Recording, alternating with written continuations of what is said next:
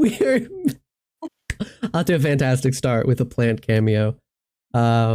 Super duper. Welcome back.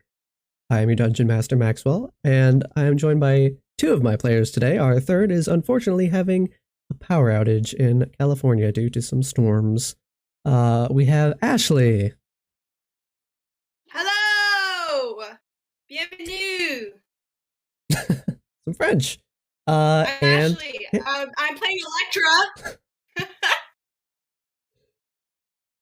Perfect. And Kayla. Hi, Kayla. I'm playing Alexandria. Perfect. So, get that out of the way. Where we left off a solid week ago was with the party heading out after being volunteered on behalf of all of them by Alexandria to go partake in hunting an ogre, which by some clever tactics, after a bit of deliberation and some luck, did find that that was actually 3 ogres that happened to be in the area, which were all surprisingly dealt with without any casualties. Certainly unexpected from the dungeon master, let me tell you. But they did good. They did good. I ran simulations. I checked. Really I checked to see like if this was too much, and there were times I ran it that people died. But y'all did great. So, what is going on with Electra and Alexandria in this moment as you trudge through the sand under the hot sun?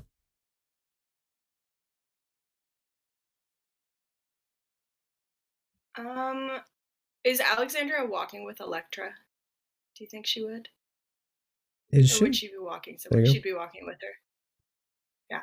Okay. I think Electra would just like kind of like put her hand on her shoulder and she'd be like,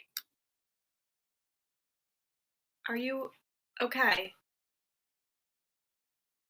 Alexandria is probably just not even just brain is just and it's probably just like staring straight forward, like squinting in the sun, and just like shakes her head, but then like softly is like, "We can't talk about it." All right, I understand. And then she's gonna like move her hand and just like, this is gonna be so awkward, but Electra's gonna do it. She's gonna just like stroke your hair, and then she's gonna drop her hand back to her side and keep walking and quiet. But it's just supposed to be like a nice little like soothing, not like creepy, but it's probably creepy. Alexandria, do you want to roll an insight on that just to see what she thinks of that? Take it. Yeah. Yes. Okay. Wait. Scroll. Okay. Insight 8 plus 3 is a 11. No one you've ever known has just ran their hand through your hair, except maybe the man who turned you into a Dhampir. Oh, great. Okay, yeah, you know what, Alexandria she's just gonna kind of just shake her head, just be like, okay, alright, and just keep walking, you know? Cool. Oh god. So you have a few hours of walking to get back. Something dawns on you as you're walking, as you're trudging through the sand, and you know, it's like loosely shifting underneath your boots. The sun is just bearing down on you. The dry air is filling your sandals in the case of Electra. Electra wears sandals. That dry, arid air fills your lungs. Occasionally a gust of wind swirls around you, leaving the taste of earth and grit in your mouth. Your skin's shining with sweat. And where your skin's exposed to the direct rays of the sun, it's almost like tingling from direct heat exposure. You realize you have about 2 hours of marching to get back. And both of you only have one water skin, I believe. You're both out of water in that water skin. Piri is fine. Piri seems to be doing okay. She seems to be able to handle the heat really well. She has drank her water though. Both of you give me a perception check as you think to Piri and her tolerance of the heat. 18 plus 3. 23, baby. Oh my god. Wow. I got a 17. 17. Electra, you notice as you think to ask Piri for some water, you see Kosei's body that Piri's carrying, and he still has his water skin attached to him at the hip. It dawns on you, however, that that water in there would only be enough for one person to hydrate. The other suits chosen have prepped accordingly for a trek through the desert and have enough water to sate themselves.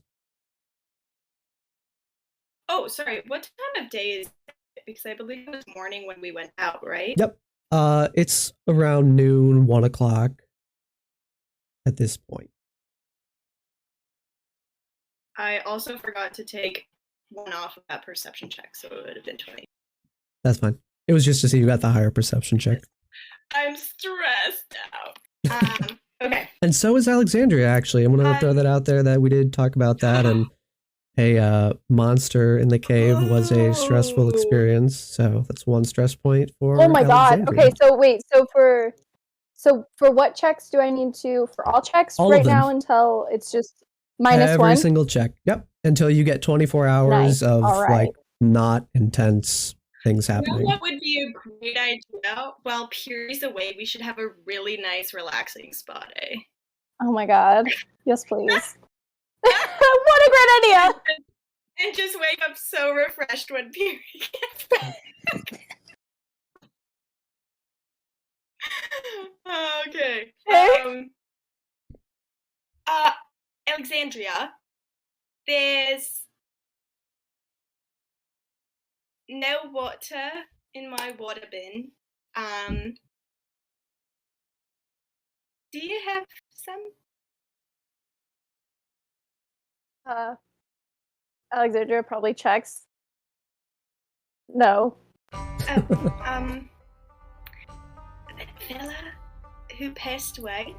I mean, I feel like that's just wrong. Is the one who eats without the heart, you know, like the yeah, that one. Yeah. Well, I mean, resources are limited. Like, it's not. Well, should I create? What? That's the thing. If I'm going to create too much, and then we're just going to have to waste it because we don't have any pockets.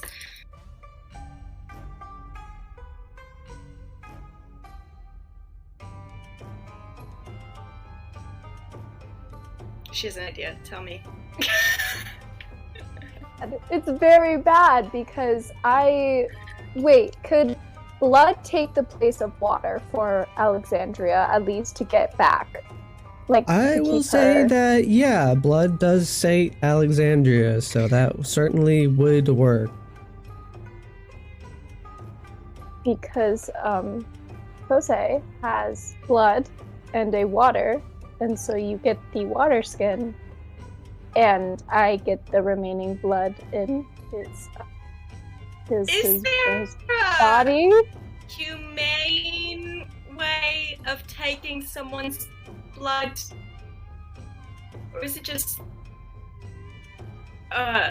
well, like, we could, you know, like, drain him a little bit with, like, a weapon, like, you know, like a bloodletting, and then put it in my, like, thingy, and then I could drink it so it's not, like, Yeah, right. Do you think they're gonna be okay with that?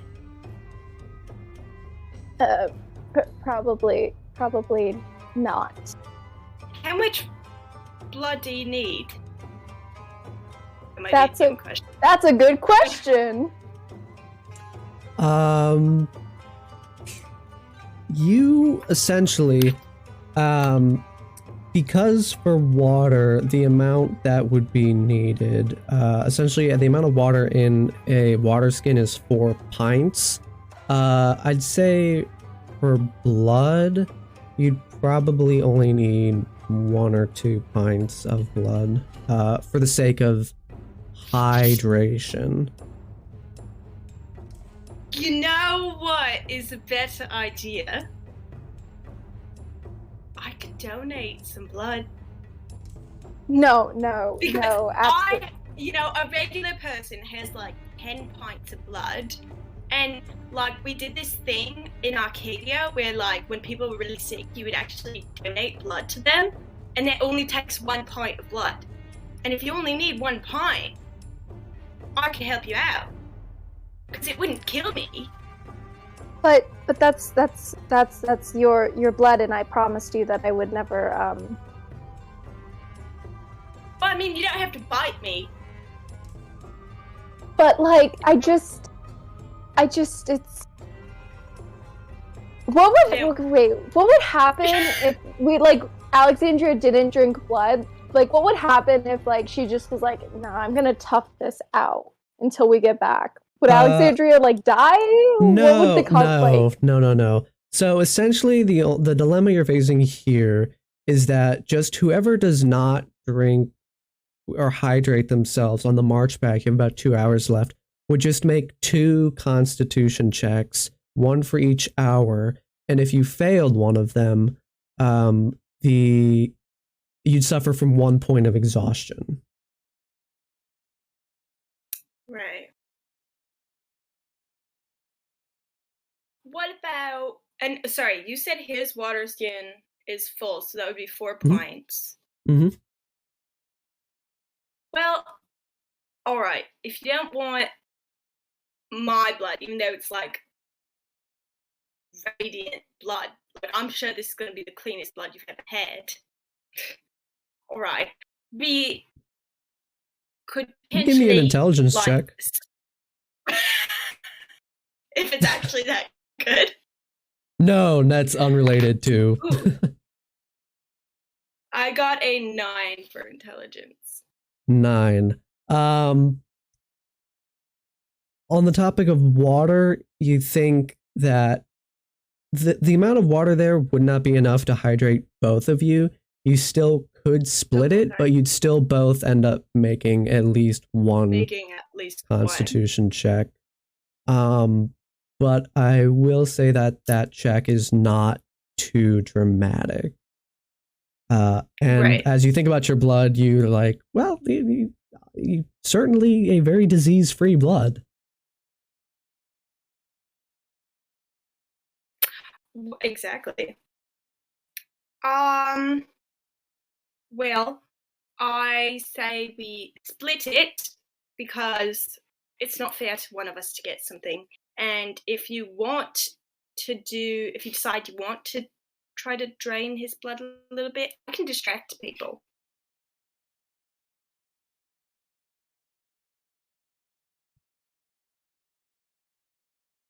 If you felt comfortable donating a pint of your blood, I would drink it so that you could have the full water skin.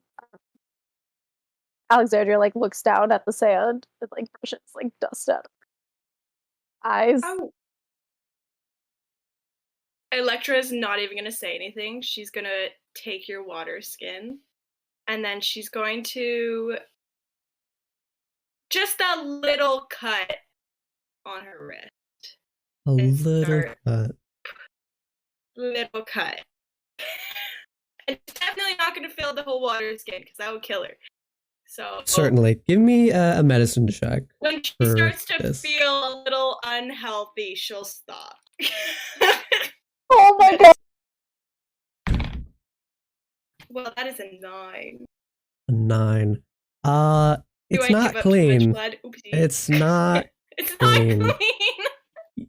I mean, I imagine you're slicing your arm with like a dagger or something, or a small knife, and trying to get it into like a tiny little funnel on a water skin. So I imagine you kind of just like You figure the best way to do it is like put it under one arm, jam the funnel into your wound, and then sort of just like squeeze your arm, trying to like force blood into this water skin.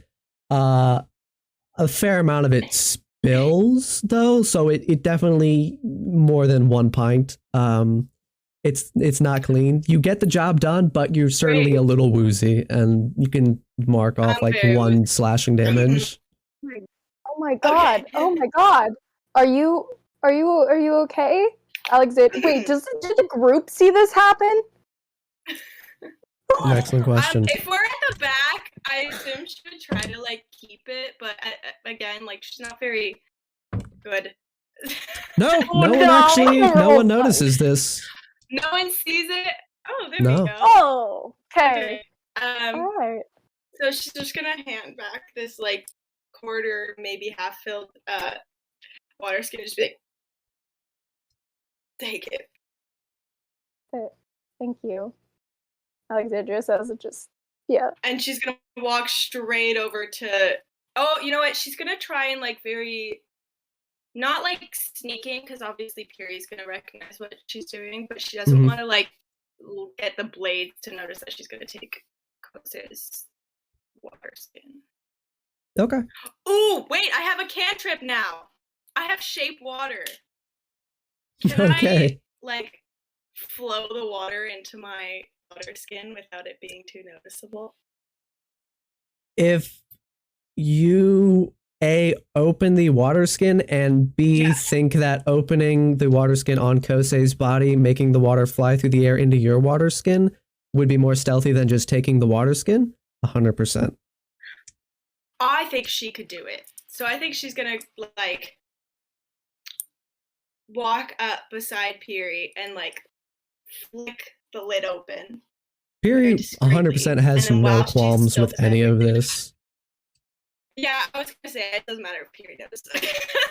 And then she's gonna walk right beside Piri, like literally, so it's just like feet apart from her water skin. She's gonna like water bend it into her water skin. You can give me a stealth check with advantage. Oh, okay. I'll take it.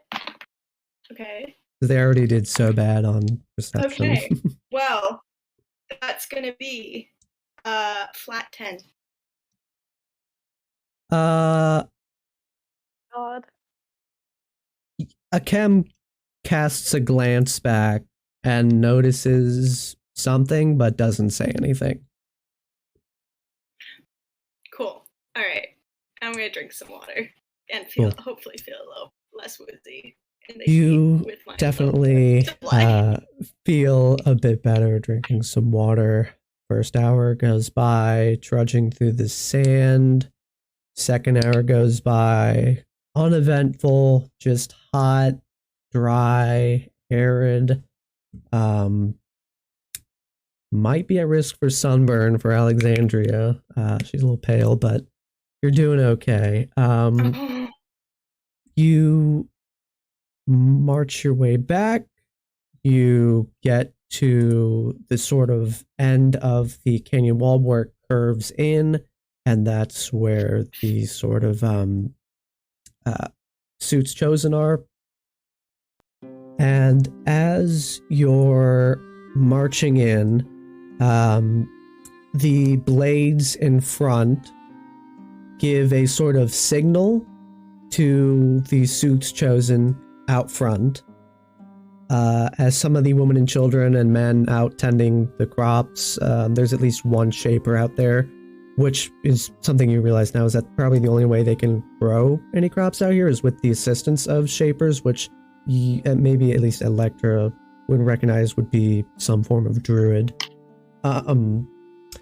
Those people gradually notice, then the arrows up in the installments outside also take notice of what's going on. Not a word has been exchanged between any of them, yet you get the sense that an understanding takes hold in all the suits chosen that are outside.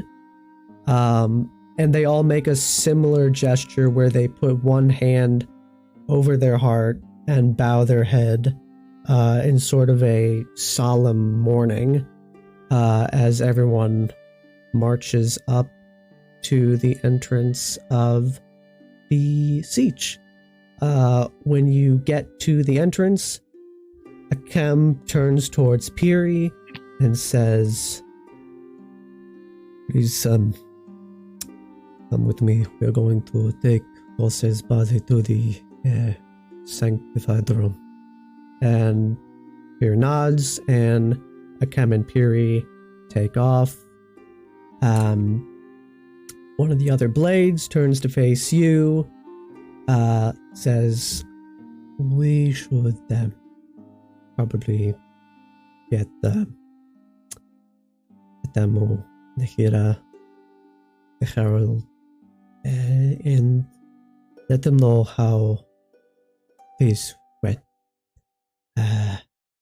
We've killed 3 ogres this day, but we have also lost their brother. So, if you would like to join us, we're going to hopefully gather everyone in the area under the tree." And the blades take off, leaving you two standing in the entrance of the cave. Electra's gonna wrap her arm, like she's gonna tear off a piece of her little dress and like wrap the part where she was bleeding and just kind of like apply pressure just in case it's still open. Gotcha. I didn't really think about that. Okay. And then she'll turn to Alexandria and say, "Well, we should probably get the story right before we go to the tree. And it doesn't have to be anything, just what should I say?" What did you say to get them to I not told them, again? I mean, when I went, alright, listen, I know this doesn't sound good, but when I went in there, it was just you and them. And I didn't know it. I mean, it doesn't look, I'd be very surprised if you ripped out a heart, but it was in your hand. And so things didn't look good. I'm not going to lie to you about that. So when we went out, I just said there must have been something in there. I didn't see any other ogres in there, so I don't think it could have been. But when I healed Akem, it seemed like there was something really dark in his wound. So I don't know if you have something you want to share, if you're like spooky or something, but like that's okay. No shame. Just, should I stick with that story? Did you do it? Did you, like, what happened? Didn't do it. Is anybody listening, or would like the sound of our conversation echo anywhere, or like? No one seems to be in your immediate vicinity. There's a few people outside that you can see are starting to make their way inside to go to this congregation area. That'll be passing you in a few moments, but other than that, not really. I can go into detail after this, but there was a dark energy monster thing that came out of nowhere, and oh, thank God I didn't lie. Ooh, I was really worried about that. Sorry, that must have been traumatizing. Yeah. Oh, yeah. Yeah. So we should go, and if they ask, that's what happened, and we have more to talk about. Talking if you want. Yes. Yes. All right. Well, let's get a little bit cleaned up and head down.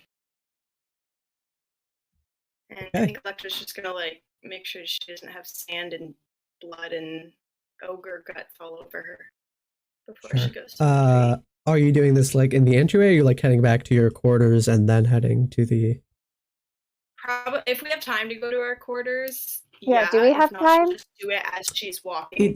They didn't seem to suggest like this is something we're going to be doing in like 20 to 30 minutes. It seemed like we're meeting now. Okay. But you're not obviously There's- obliged to do anything. Oh well, Electra will go. Electra's going. if- Alexandra's yeah. going. If Alexandria wasn't gonna go, Electra would force her. So, Yeah. she'll probably just like Go. kind of tidy herself as they're walking and just kind of like brush things off and try to like fix. But she won't stop. Gotcha. Where did Alexandria get hit? Like, where is this wound? The side. Okay. Yeah, there's probably, you know what?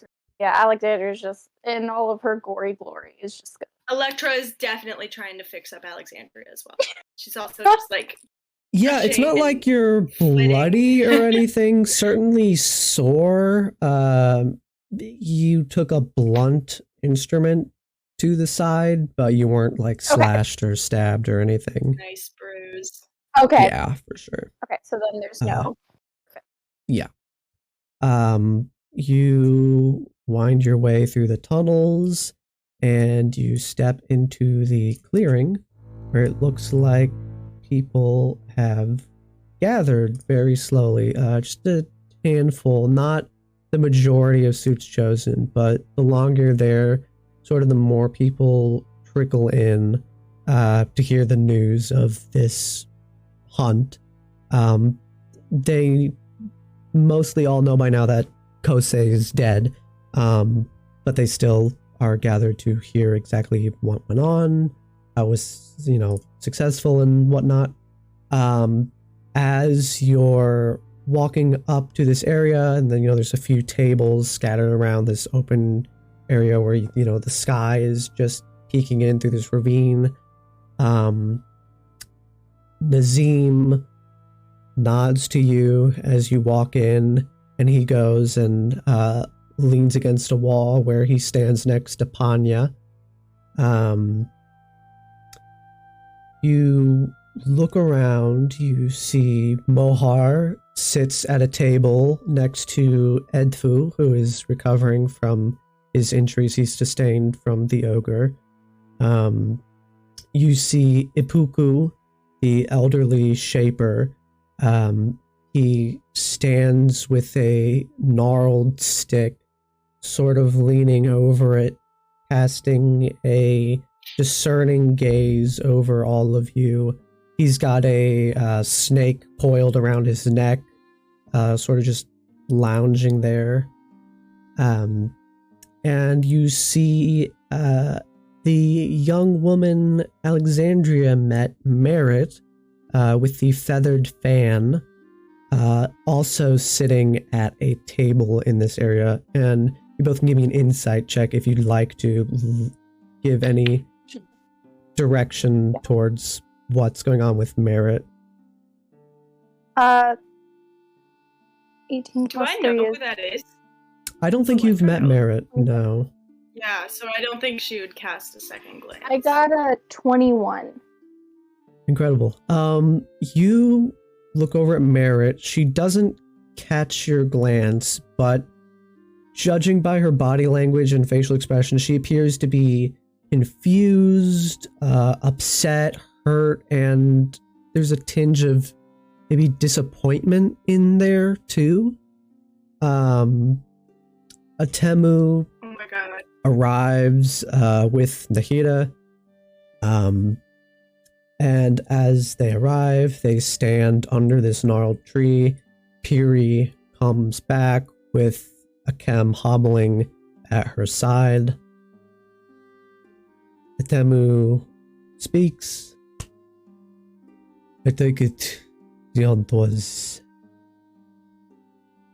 successful, but also we have lost Kosei today. I would hear from everyone involved in the events that transpired today.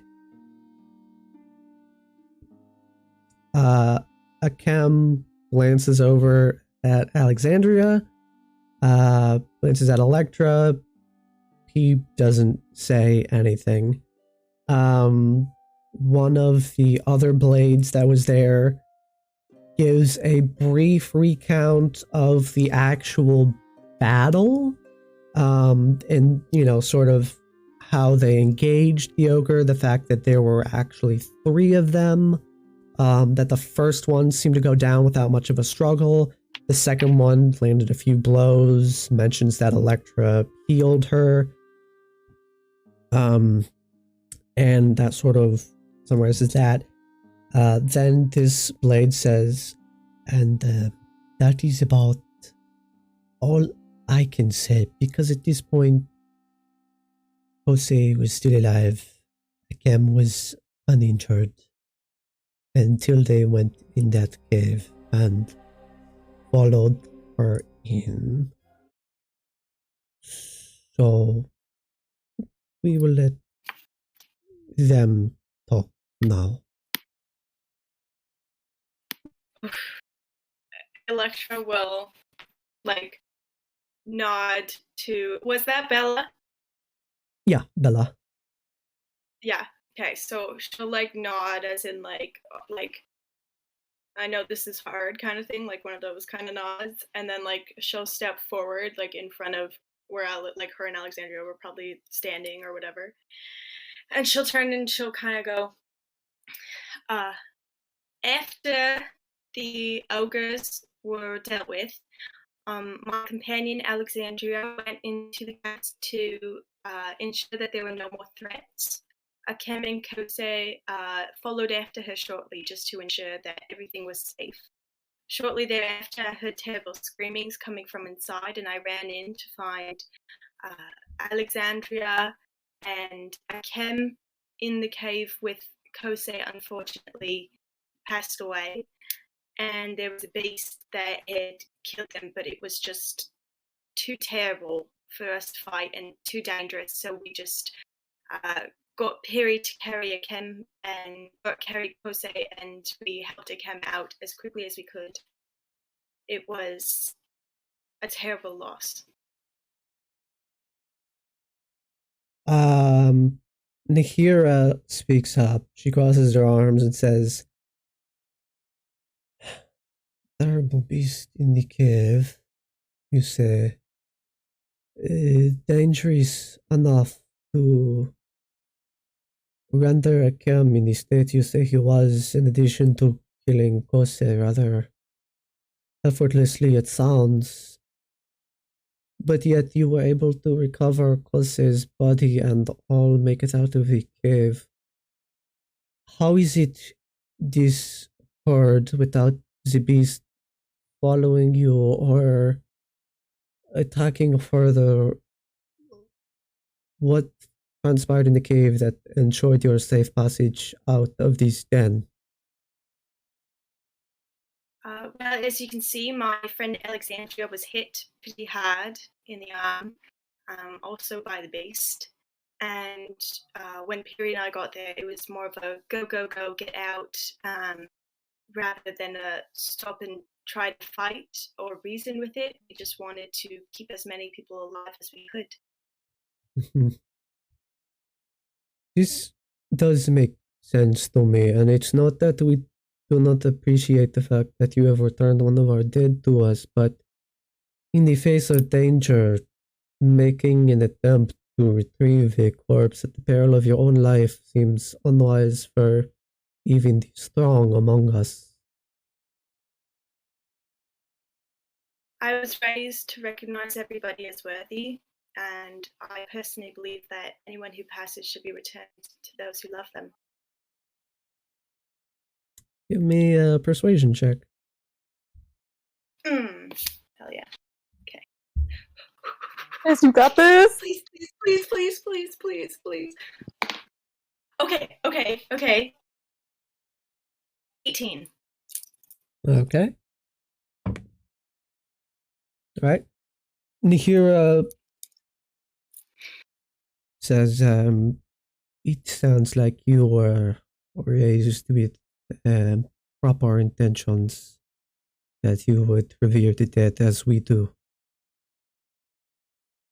So we do appreciate you bringing Jose's body back and rescuing Akem and your friend here from the beast. As Nahira says rescued Akem and Alexandria, you just see Akem sort of cast a glance to the ground. It just winces a little bit. She says, so what exactly was in this cave? It is not unbeknownst to us that the sands of Sut and the Harakir as a whole are home to a great many dangerous beasts. What exactly was with these ogres in this cave?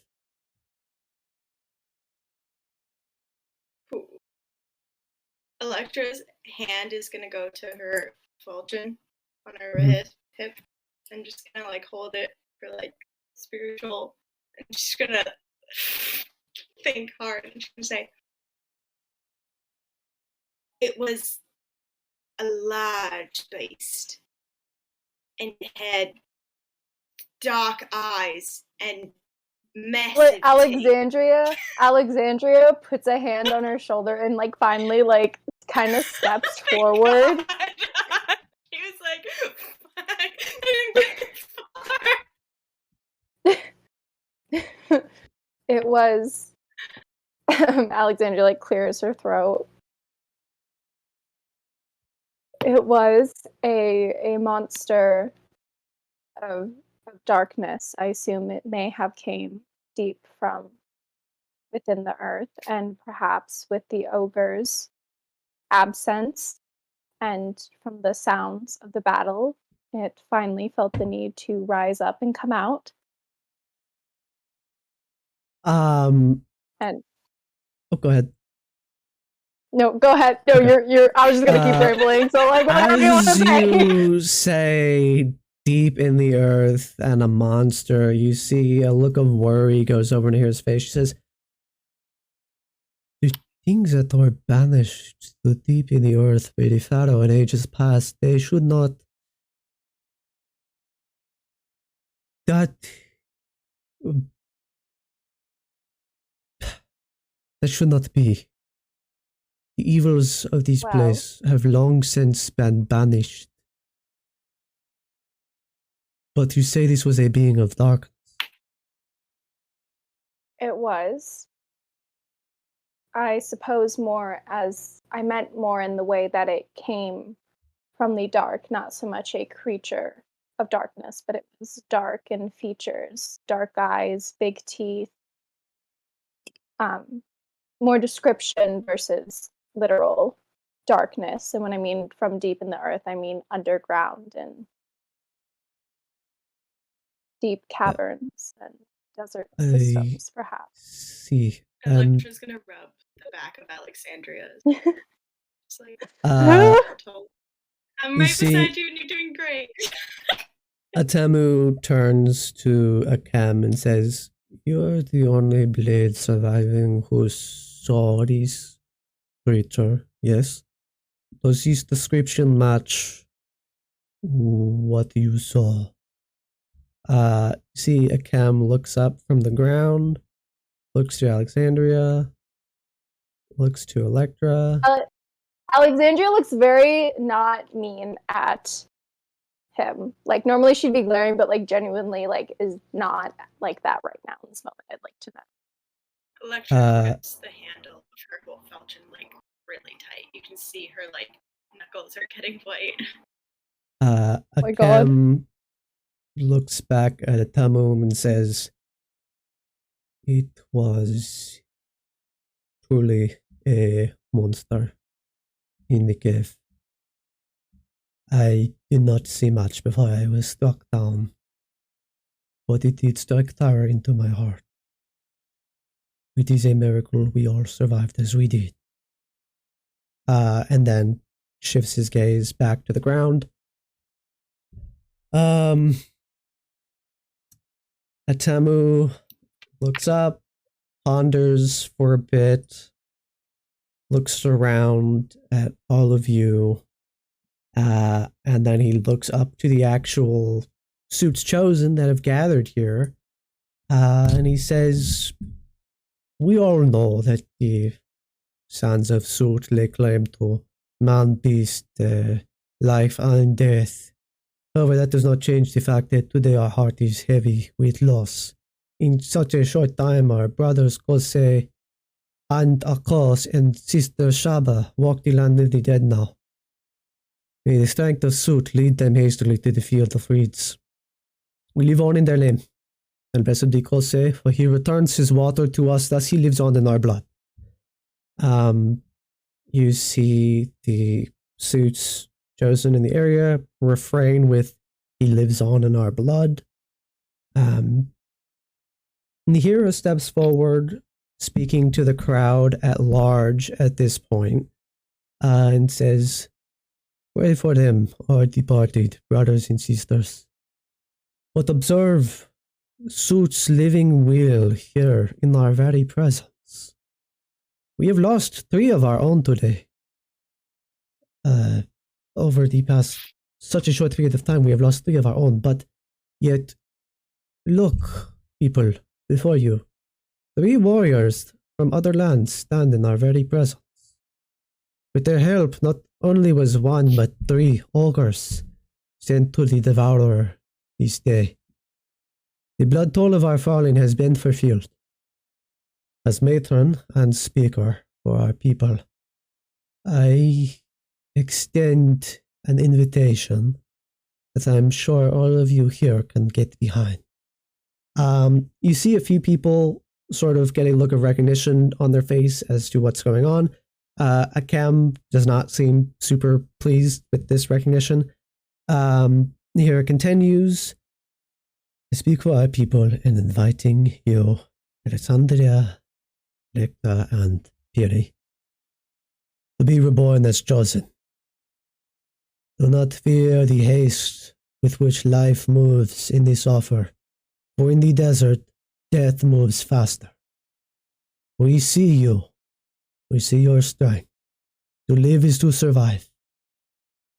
And survival means strength. Answer here and now if you can, or think if you must. We will await your answer by the ending of tomorrow's light." You see that Atamu nods. Nahira then dismisses the people gathered, says, "May go and pay your respects to Jose in you know where. In the meantime, mourn how you will, and I hope by tomorrow's light end, we will have 3 new sisters." Both of you give me a perception check. Ooh, this is big. Oh, 15 plus 3 is 18. And I got 13. Okay. Okay. And let me do a roll for Piri here, because this is an important roll. For Piri, anyway. Oh. Alexandria. Where's Guppy? I forgot about Guppy. Oh, God. There were like 3 new sisters. I'm like, where is Guppy? Wait. You look up, Alexandria, past Atamu and the Hira and the people gathered here. Electra, you're still sort of focused on them, the people that have just invited to have you be reborn as chosen. Alexandra, your eyes snap off to the side and you see just sort of peeking out sort of timidly from around a corner, Guppy is watching this exchange go on. And then after the mention of you 3 becoming chosen, and Nahira sends everyone off, Guppy solemnly turns around and disappears off into the tunnels. And everyone sort of departs. There's a few people still lingering around. Is but Mohar here? Mohar is still sitting at a table with Edfu. I'm gonna go over. Mohar, have you finished with my mets? Oh, Electra. I actually, yes, that is something I was going to hopefully speak with you about later today. I have transcribed your map onto a copy of my own, so if you would come find me later, or if you are not busy now, I can return your map to you. I have it in my quarters. Whenever you have time, I'd just like to look back at home. I miss it. I understand. Sure thing. And he gets up, helps Edfu up, and they begin leaving the area, probably going back to the priest's quarters where your map is if you were to follow him. Oh, what just happened? Oh. Get back. Oh, am I back? Should be fine. You're back. Audio is anyway. There you are. So yeah, Mohar and Edfu take off. You see a girl sitting at a table you don't recognize. Young, probably like 16, wearing, the kind of garb that it looks like the Shapers do, which you associate with probably what are druids. She sits at a table, sort of holding her. It looks like a wand, if not for like the feathers forming a fan at the end of it. Just sort of rolling this fan in her hand. Looks like she's trying to process sort of the news that she's been told. Aside from that, looks like most everyone else has left at this point.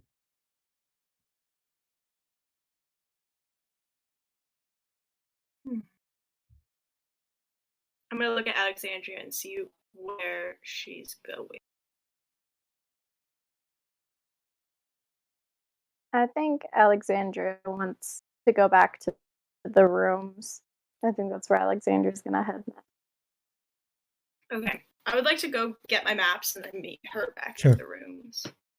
Yeah, that goes as you'd expect it. You go to the priest's quarters, and Mohar says, "Oh, so you okay? Yes, right over here." He unrolls a scroll of papyrus, and he shows you the transcription he did. He says, "What you think? Not too shabby for an old man, huh?" You've got excellent calligraphy skills. Well, thank you, young lady. Right, your map. He goes over, grabs your map, hands it to you, and he says, there is sort of an aura about you, just a kindness that is not uncommon, but different from the kindness you experience in a place like this.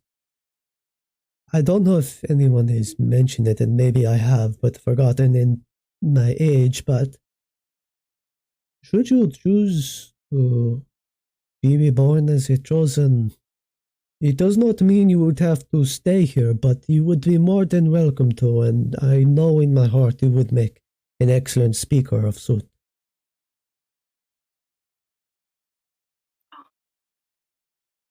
Mohar, that is so kind of you. I definitely have a lot of thinking to do, and it is such an honor to be invited to be reborn, for sure. I think the first thing to do is process the grief that has become all of us, and make the decision when our minds are a little bit clearer. I understand. It is a large heart that beats for those you barely know. If you are still undecided tomorrow, come and see me, and I will have words for you. Thank you so much. And she's gonna take one of his little wrinkly soft hands and in his hand. Thank you so much, Moha. You really are a great support for me in here, and I hope that if you should ever need anything, you come find me.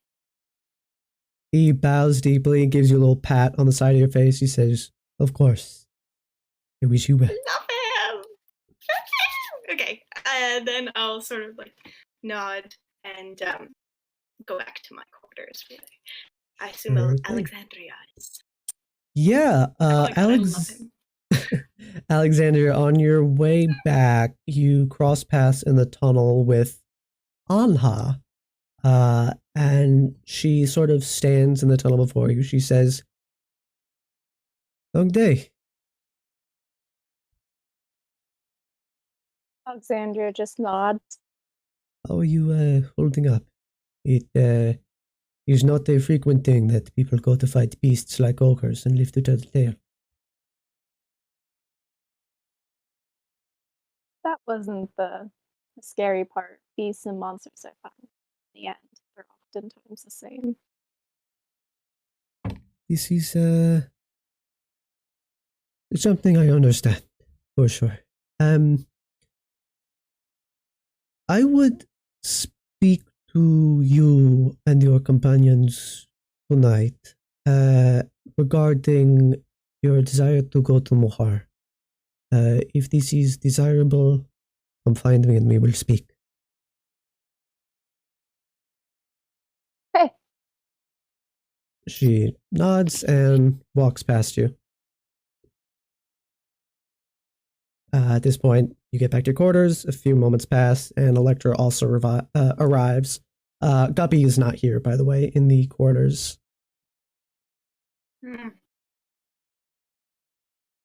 Okay. Where's Alexandria sitting? She is probably shoveling things into her pack. Yeah. Hi. Hi. We doing?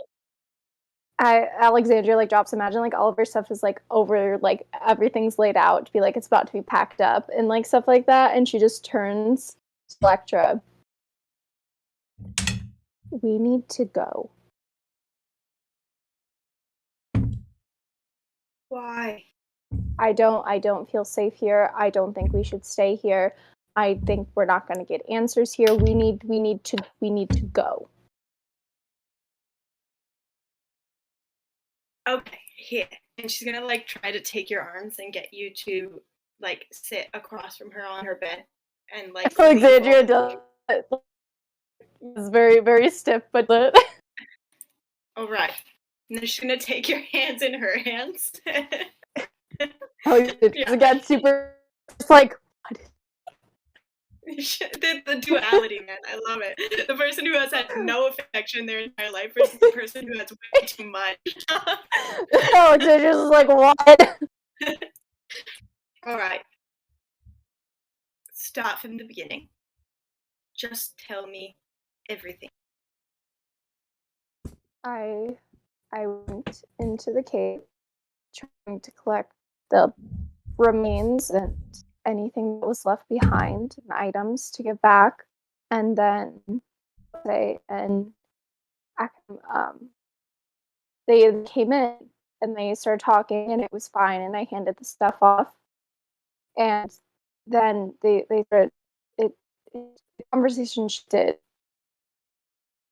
and they said that we're there to apologize to me because I wasn't going to be going back with them, and they attacked me, and they wouldn't. I didn't strike.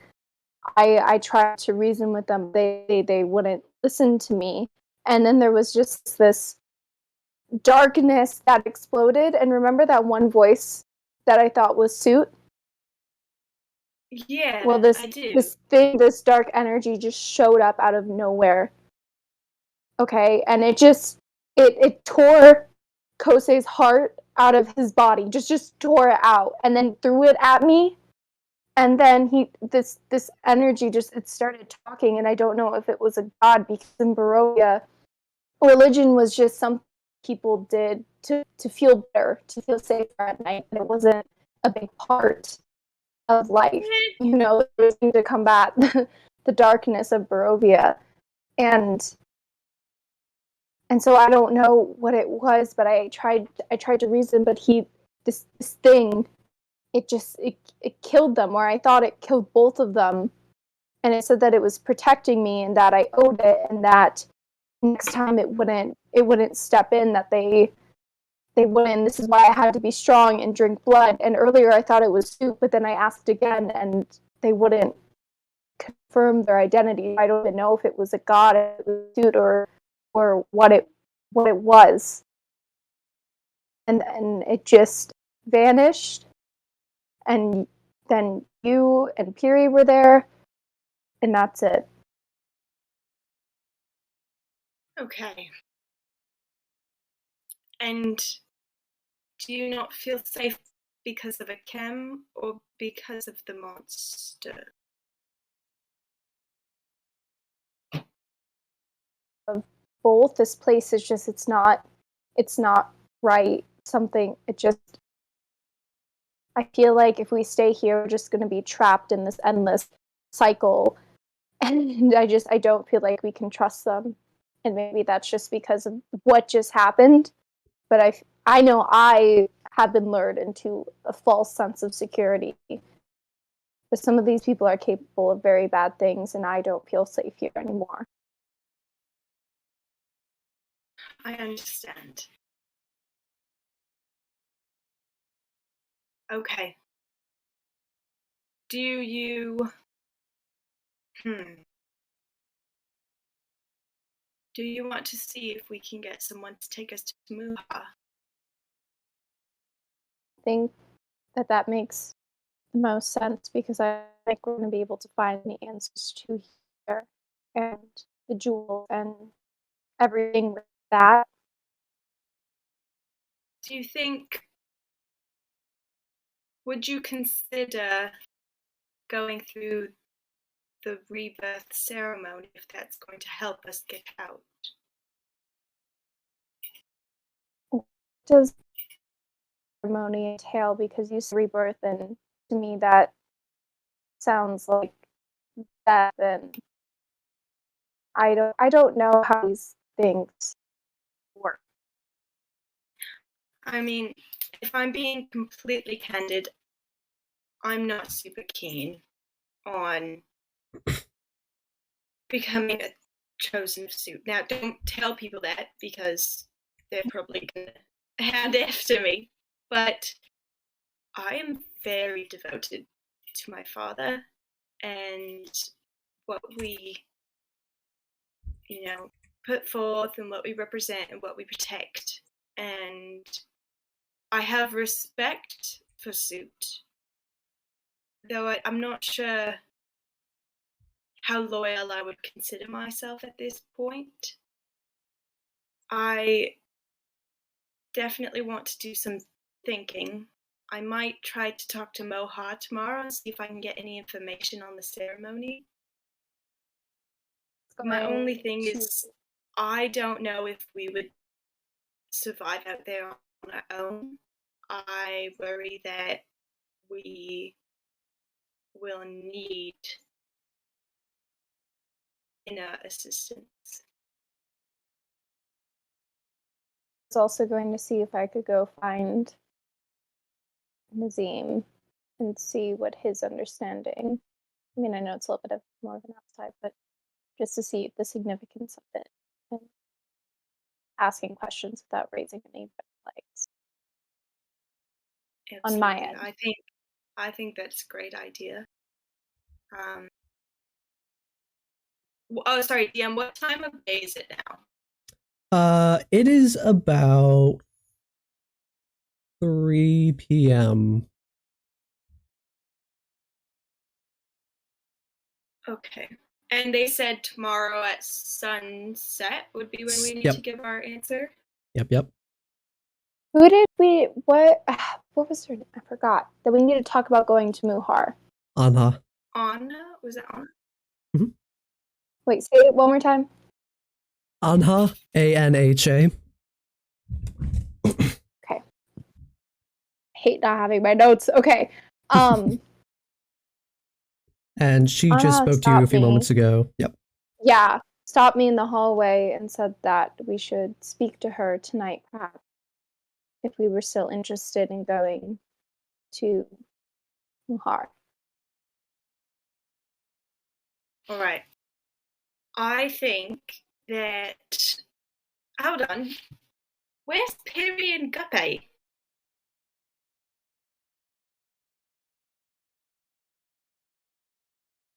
Is Piri still cozy? No. After that sort of departure, Piri came back with a chem to this, that meeting. After that, you think Piri probably went off to look for Guppy. But neither of them have returned to this area. Okay. I mean, it's a small little village here, but interesting. Well, I think I'm going to try to reflect and think a lot this evening.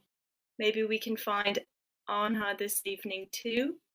And tomorrow I'm going to talk to Moha and hopefully we can make a decision. I could talk to Nazim tomorrow too. We could meet up and then. Yeah, I think that's a great idea. Okay. Do you want something interesting to see? Sure. DM, is there like a table or like chairs or something in the room? There's a stool. Okay. I'm gonna pull this stool over in front of us, so it's like a little mini table in front of the bed. And she's gonna lay out the maps of Arcadia. She said, these are the maps of where I'm from. And I actually have maps, so I'm gonna drop it in the Discord. Very cool. Alexandria instantly is very piqued. Interest. Okay, so I have two. So, here in Arcadia, life is very, very different. So it's actually this very interesting sort of duality of life there. We actually have two layers, Buxnos and Bellio, and I live on Buxnos in Heliopolis. Specifically, I'm from the Ray. She's sort of just like pointing to random spots on the map as she kind of describes things. But the coolest thing, which is I'm still quite getting used to here, is we don't necessarily have like a sun or a moon. We have this orb, and half of it is completely dark and half of it is completely light. So you get full light happiness in the daytime, and at night it is so dark. And she's just kind of gonna go into like her life on Arcadia and just kind of like this is where the like competition trials were done, and we would have these huge festivals, and the greatest warrior would win life riches. It was fantastic, and they were completely like no injuries, non-fatal. And these were the training grounds where we would train in the arena, and I would often take new troops on their first quest down. We'd go to the material plane. It's been all over, really. And like we would just go and we would spread the word of honor, and we would help. And I mean, just so you know, like our arch nemesis is Set. He's like really bad. But like when I came here, I was like, oh my god, like suit. Kind of sounds like Set, not really sure. Anyways, so Set's all about snakes, hence why I'm kind of scared of snakes, and like you will not catch me in that snake pit with you guys. You guys might do that, but absolutely not for me. So yeah, this is actually where my dad was, Anna, and I've met like other gods and goddesses and deities, and it's really cool actually. Technically, Anna's considered like a demigod. He's not half human, but he's a god. He's just a lesser god, so they call them demigods. And then there's more than one kind of god. technically, yeah. And, technically, there's, like, some kind of, like, celestial stuff in me, too. It's kind of cool. Well, the way my dad told me was I was born from humans on the material plane, but they were my mum was unwell during childbirth, so he came in and he was able to save me and save my parents. And he took me when I was just a baby and trained me to be who I am in this world. And then it actually so happened that when I was going to go on my first mission, just like by myself and prove my worth, he wanted me to go meet my parents. And when I went, it kind of went wrong, and I ended up with you guys. Anyways. Electra, as you say that and you ruminate on the past for a few moments, and you recall that story of Honor assisting your parents when you were born, give me a wisdom save real quick. Ooh. Okay. Wisdom. Oh, that is a flat 10. Flat 10. As you think back on that for a second, almost against your volition, your head snaps in the direct, like you turn to look with like force and speed, north. And for a split second, you feel some piercing gaze look back at you, and as soon as it happens, it's gone. Whoa. You Sorry. I'm not gonna lie, ever since I was a kid, I had like really weird visions and like dreams. They were like on Arcadia, they were never, hardly ever. But then whenever I would travel to the other planes, they seemed to be more and more, just based on, I have no idea what, maybe just sleeping in the wrong bed. But yeah, it felt like one of those. I just kind of felt like someone was like looking at me for a second. It was really weird.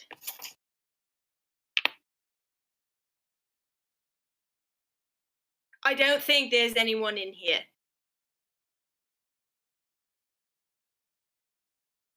I think you're okay. Good. That's good, right? Yeah. Yes. A few moments. That was go ahead. No, you go. You go. A few moments of like silence after that pass, and Guppy actually stumbles around the corner and says, "Oh, hello. I was just with Pity. She's checking out. They got like a little smithy back there, sort of, like a little anvil and a little furnace and everything. It's really neat. Have you seen any of those youngins running around with all that jewelry and clinking about with silvers? Because it so happens that I actually taught them gambling, and I've been swept out quite a bit. I've lost about half the silver you've given me. So I'm looking to win that back, but they sort of don't want to play anymore after they got all this silver.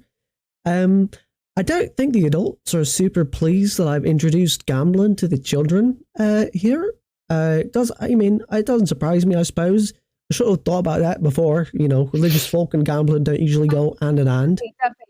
Gubby. Oh, yeah? Why don't you just lie and change the game of gambling? You taught them how to gamble. Now make it more complicated so that they can't win anymore. Do you have any suggestion? Lie? Yeah, just lie to them. Miss Alexander, yeah. I'm just saying, you taught them how to gamble. You could come up with a rule, and you could change the game and make it more complicated so that, like, double it or nothing, except there's no possible way for them to win. People do this in taverns and Barovia all the time. That's a good idea, double or nothing. Right, I will go find them and tell them. so that you will win. Right. So you have to make the rules hard. Ms. Alexandria, I don't really have an intention to lie to we children, but I will Why? go tell them why. But that's a rude thing to do, isn't it? It's not like they know any better. They're But little wee children. It's not like they're not. Continue. I will go find the little children and I will tell them, double or nothing, all the coins on the table. And he takes off. Mm, You have to lie. We have to recraft the entire. He's gonna lose everything, isn't I he? fear I might have girl bossed a little bit too But close to the you sun. to the sun. Well, I have a very strong feeling Guppy's gonna lose all his silver. Yeah, he's gonna lose it all, isn't he? I tried to help. I tried to, but he only listens selectively. Because if you're gonna go for it, you have to go for it. If you're gonna cheat, you gotta cheat. Like You, if you're gonna cheat them out in the gambling. Oh God. A minute or two pass and you just hear a curse echo through the cave, and Guppy comes back. Well, I did it. I said double or nothing, 50 silvers. Did you lie to And back it up?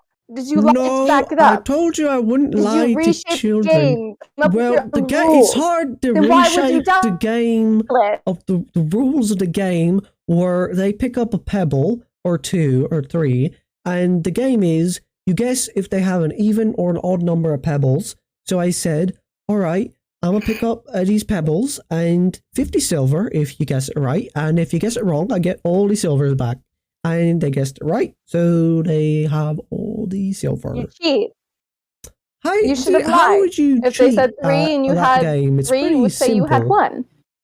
Well, you open your hand after. You don't just go off a word. Yeah, so wear sleeves, slide it in. It's all about the subtle movements. Have you ever seen anybody get conned in a busy space, like perhaps I've market, been conned things before, like that? Yeah.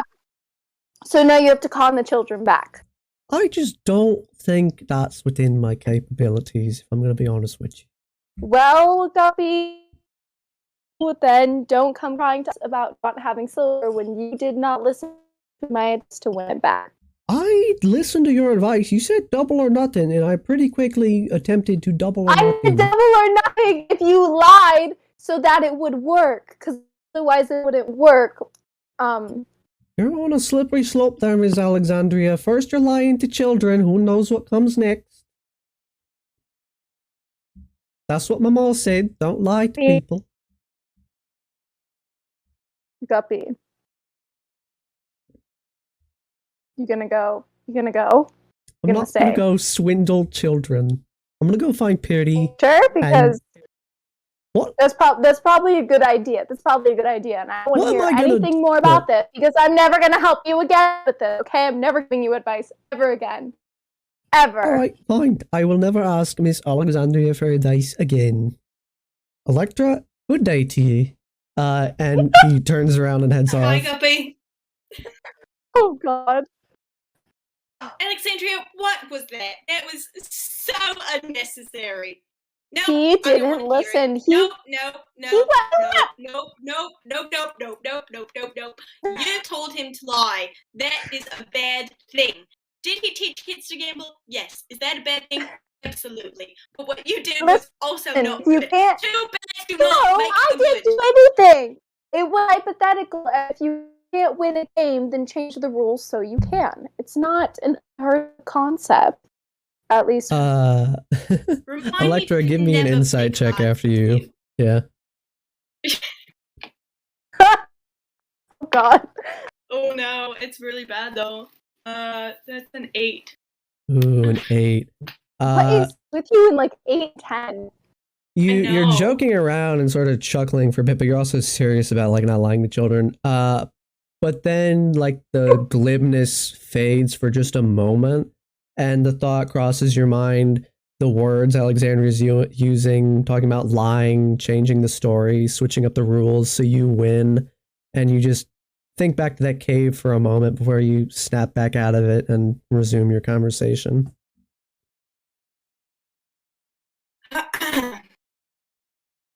Well, he's gone now.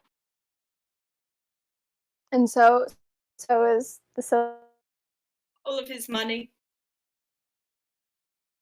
Well, he'll have to figure out how to get back. Or get more. Not from us. I'm not giving him No, anything. I'm never giving him another dime. Mm-mm. Never again. Well, that's Arcadia. Long story short, that's where I come from. Pretty So, far. does Very anyone still. have an idea for how they're going to spend the rest of this day up until Anna requested to meet with you in the evening? I want to go find the one boy that's still alive Okay. that I had before. Yes. All I want to right. go talk Cool. to him. So that's what Alexandria is doing. If I can. Electra, do you have anything on the table? Are you going to be okay going alone? Yes. Okay. And I promise I'll come right back, probably, Okay. and Yeah, tell you please. everything.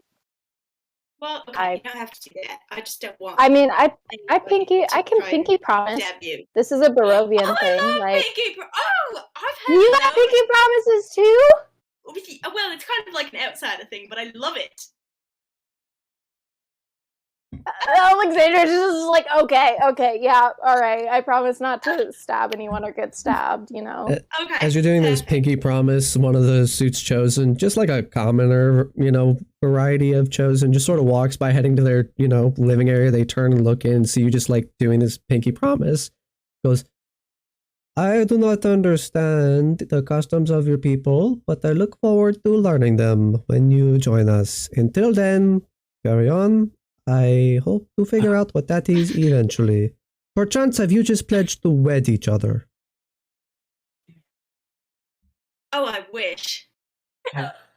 Interesting. Alexander, wait, and who he is walks this? off. Who is this? Just a guy. That guy seems like a good time. I hate most of the people here, but that I guy, like that one. pretty decent. Yeah, that one, Just a random, okay. Max invents one NPC to walk past our room, and we adopt him. Come with us. Well, I think I am going to try to pray. Okay. Good. To honor? Yeah. Okay. She's gonna really try. Alexandria, you head off to go find a chem. While you do that, Electra, give me just a religion roll. Alright, so she's kneeling down on the floor. She got her hands up, her eyes are closed. She is trying really hard to connect. Oh, good lord! Oh, that's a 4. She's yeah, Electra hello? kneels down, Dad! is praying. I don't know if she's worried when she's praying or nervous or just really trying to make a connection. She just really wants her dad's advice right now because she has no idea what she's doing. Right. And she's like that. I think what she's feeling is pretty desperate. Mm-hmm. She feels a lot of desperation. Earlier when, Anna remarked on cleric spells, and even before that when you were first casting spells here in Harkir, there was it felt weird and distant when you were casting spells. But now that you're actually sitting down and directly trying to reach out to honor your god and your father, for perhaps the first time in your life, the silence is deafening. Not even a feeling of comfort, just silence in this empty room in a cave. I think Electra would just keep persisting, and she would just go and go and go until she was interrupted. And she's probably very like her hands are shaking because she's getting a little worried, and like she might have like a tear or two down her cheeks, but like she is still trying even though it's not working. Sure. She should probably be there for hours. Give me one more religion check at disadvantage after a few minutes have passed. Lord. Let us see. Okay, that one is a 10. 10. You're praying to honor, and there is still silence, but you do feel a presence, just not like this presence of an entity, but sort of an energy. And you turn your gaze towards this energy, and you rest your eyes upon your satchel that holds the diadem.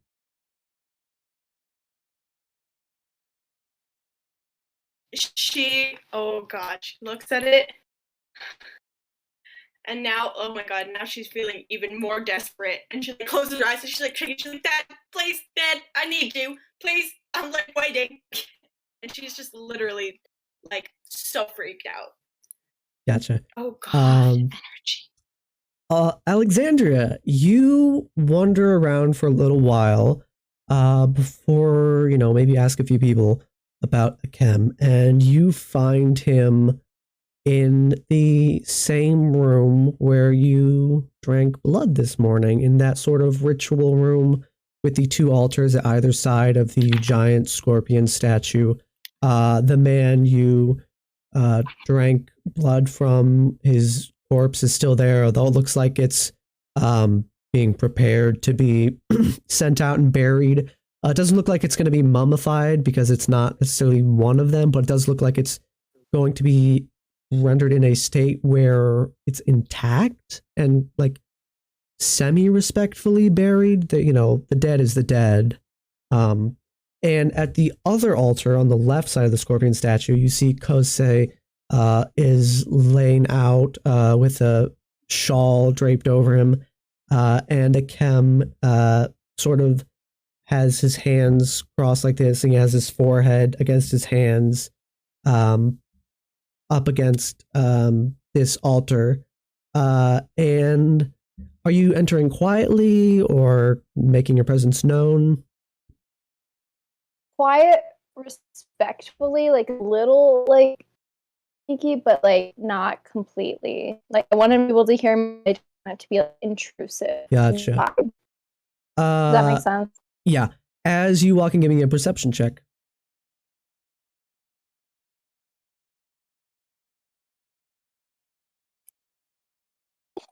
Okay. Perception 19 plus 3 is 22. Whoa. You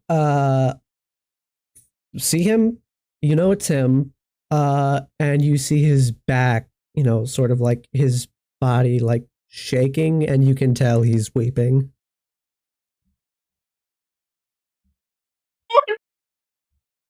He hears your footsteps turn in the room. He turns around very quickly in a defensive posture, very quickly wipes his eyes, says, You. What is it? I was just trying to find you to make sure you were being okay. You come to see if I'm okay. Yes, is that so hard to believe? By events that transpired today, yes, that is hard to believe.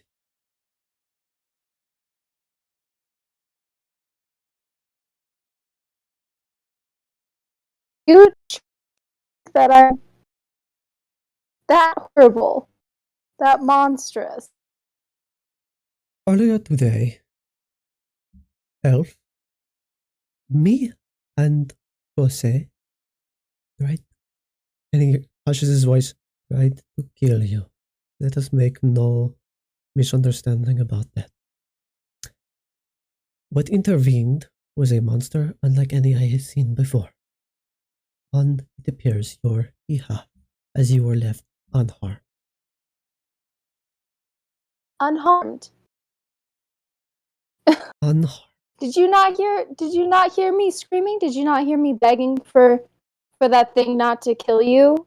Did you not hit me yourself? Unfortunately did not hear you begging for our lives, as I was impaled upon a spear of darkness almost immediately as I froze in terror at the sight of this monster. Because I only had, a second longer to live.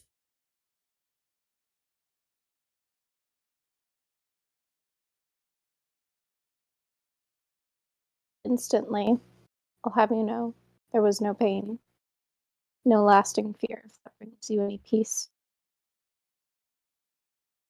He turns around, grabs the shawl over Kosei, pulls it back, says, "Come here." What? Say, come here? Oh god. Okay. Oh, okay. You step up to the altar, and he says, "What is missing here?"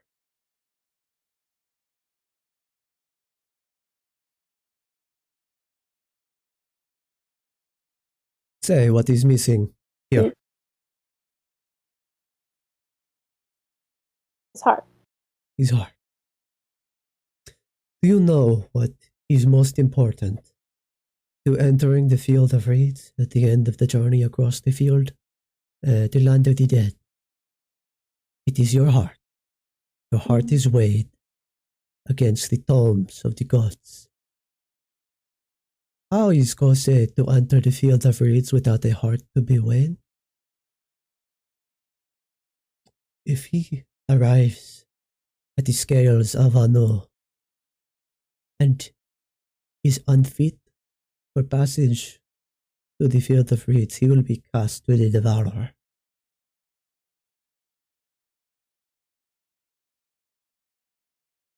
There is a chance there is no afterlife for Kosei because we could not recover his heart. So I do not mourn only for the loss of his life, but for the loss of his life after. Knowing that there is not a day again where I will see my brother. Not in his life, not in the next.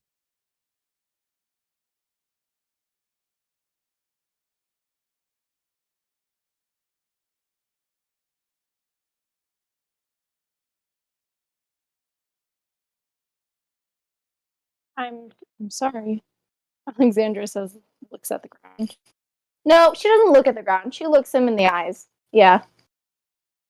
Like, genuinely, like, not knowing how to respond.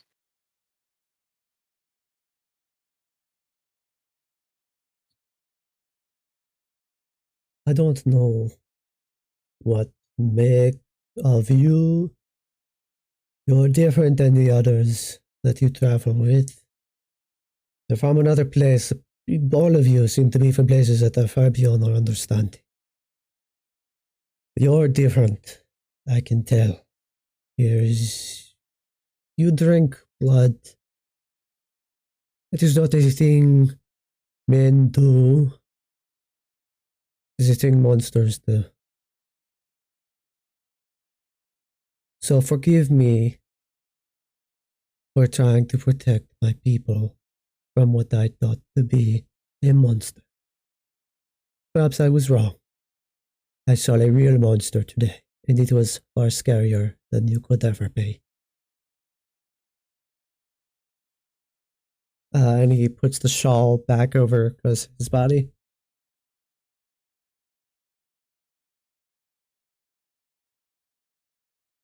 Do you have anything else you'd like to say? Or may you leave me to grieve? No. Alexandra just nods and leaves. Yeah. As you turn to leave, as you get to sort of that entryway and walk through the passage of the door, not facing you, Akem calls out after you. If there was any part of you that wanted to make it right, maybe you would bring his heart back. Then you walk off. Oh. Oh, how long would it take to do that? It depends on the pace you would be traveling. At a average pace, because you know where you're going now, it would take about 2 hours to get to that cave and 2 hours back. I would like to go find good old Nazim. I would like to go find friendo.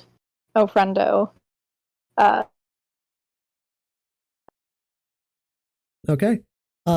You go look for Nazim. You know where he is most of the time, and you find him.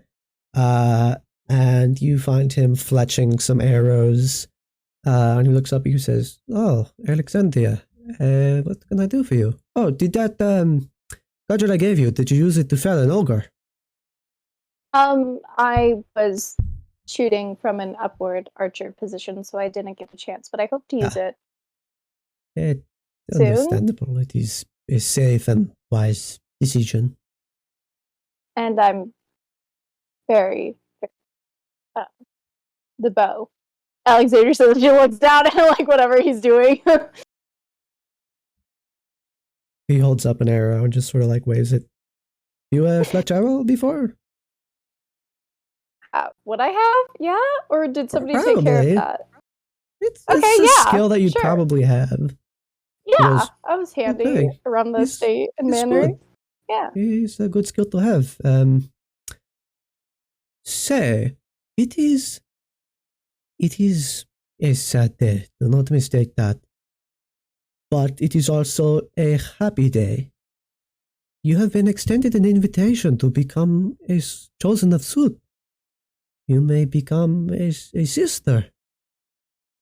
About that, I was going to ask tomorrow, but I'm already here and I have something else to ask you. But what does that feel like being reborn? Is it literally, because technically I've already died before and been born. I forget how take the not in a spiritual related. I assure you, no one is dying. What does it entail? Okay, be more specific, because what is it exactly you are asking? When they say that you're reborn, so you don't die and come back as something new. No, that is the domain of maybe only the Pharaoh. That is far beyond anything we are familiar with. So it's more like just like a ceremony where just like ha. It is a ceremony, less ha, but it is a ritual that you would take part in. It is the symbolism behind it is to cast aside your past life and be reborn as a new you. I'm really not the best person to be describing this. It is better for like here I am with an arrow. Anyway, so there are people that are born suits chosen that do not need to be reborn to the ritual of rebirth, but there are those who find their way to the chosen of suit.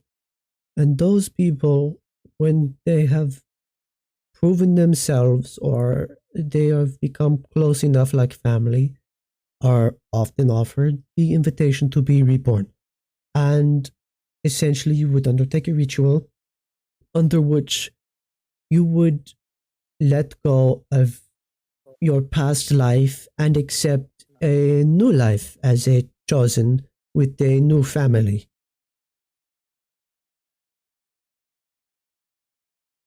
Okay. That makes a little more sense.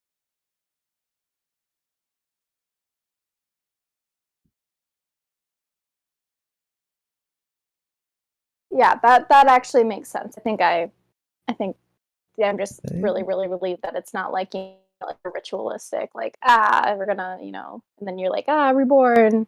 Oh no, there is no killing. It is a ritual, but no killing. Yeah, No. The killer. Okay, like been there, done that. Not like it's just like when it. I don't want to know what that was. You don't have to tell me. That's probably good. That's why I consider you a friend, Nazim. Because I am honored. I can just be like and then you're just like, okay, yeah, like everybody else here hates me, but you at least answer my questions. He furrows his brow. What would make you say this? Oh, no one hates you. People are wary, sure. But people are wary at change all the time.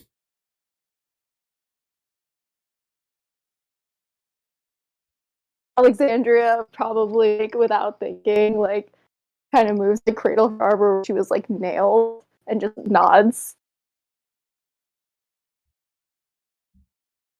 I assure you, it is a passing feeling. You are in a different place with different people. Something tells me you did not live in a cave where you came from, so I'm sure this is all a big adjustment for you. It is a harsh life here.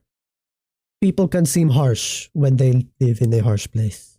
It is just the nature of things. No, I understand that, but hypothetically, do you know what that word means, hypothetical? Oh no, roll the dice. I have a rough idea of the word hypothetical. It is a thing that is not true but could be true. Wait, is anybody else in the room? Or there's like one other hunter, like, keeping watch. Okay.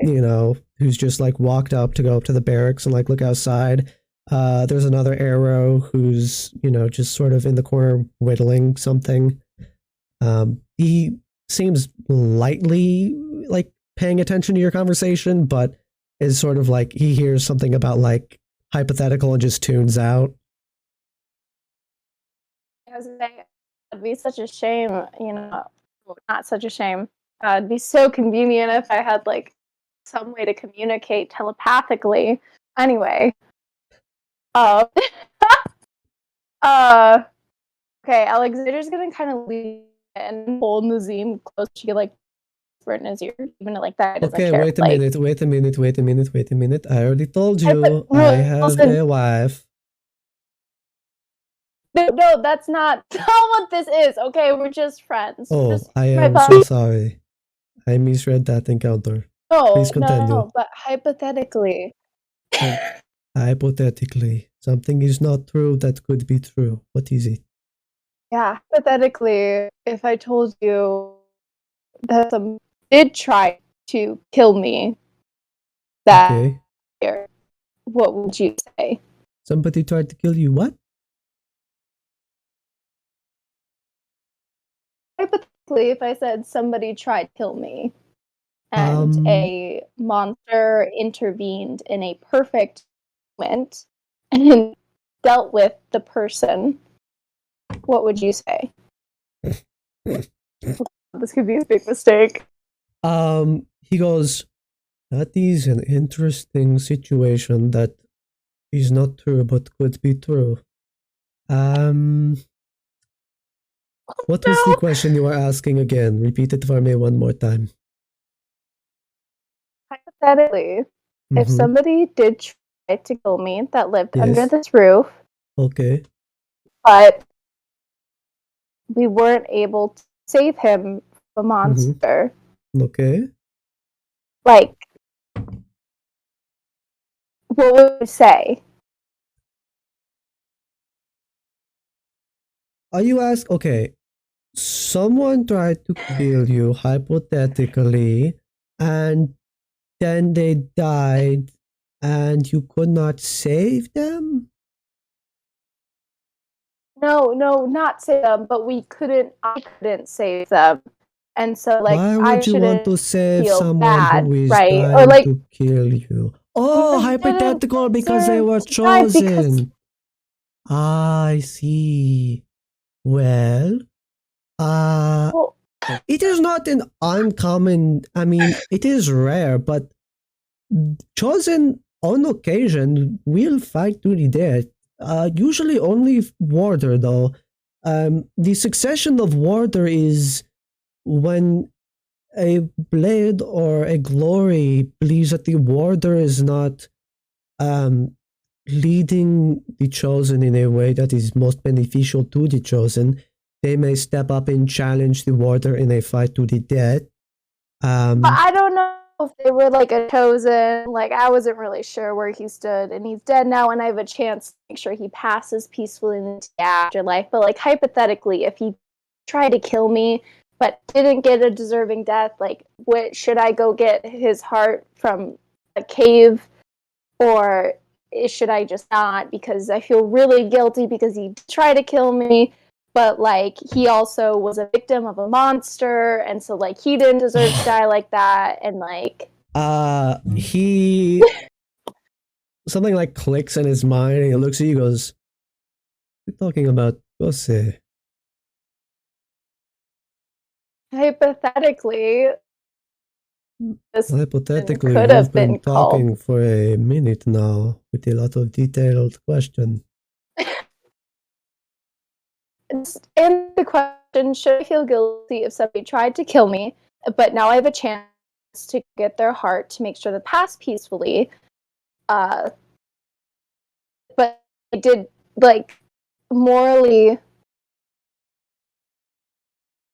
I don't know what to do. I would tell you this. I am but a mortal. The gods are the ones who weigh our hearts, our souls at the end of the road. That is the only true judgment. If you were unable to be judged, then I don't think any justice is ever served, whether it be deserving or un. So he does or doesn't need his heart in the afterlife, If you were hypothetically. asking if hypothetically Kose needs his heart in the afterlife, without it he is likely to wander the land of the dead forever.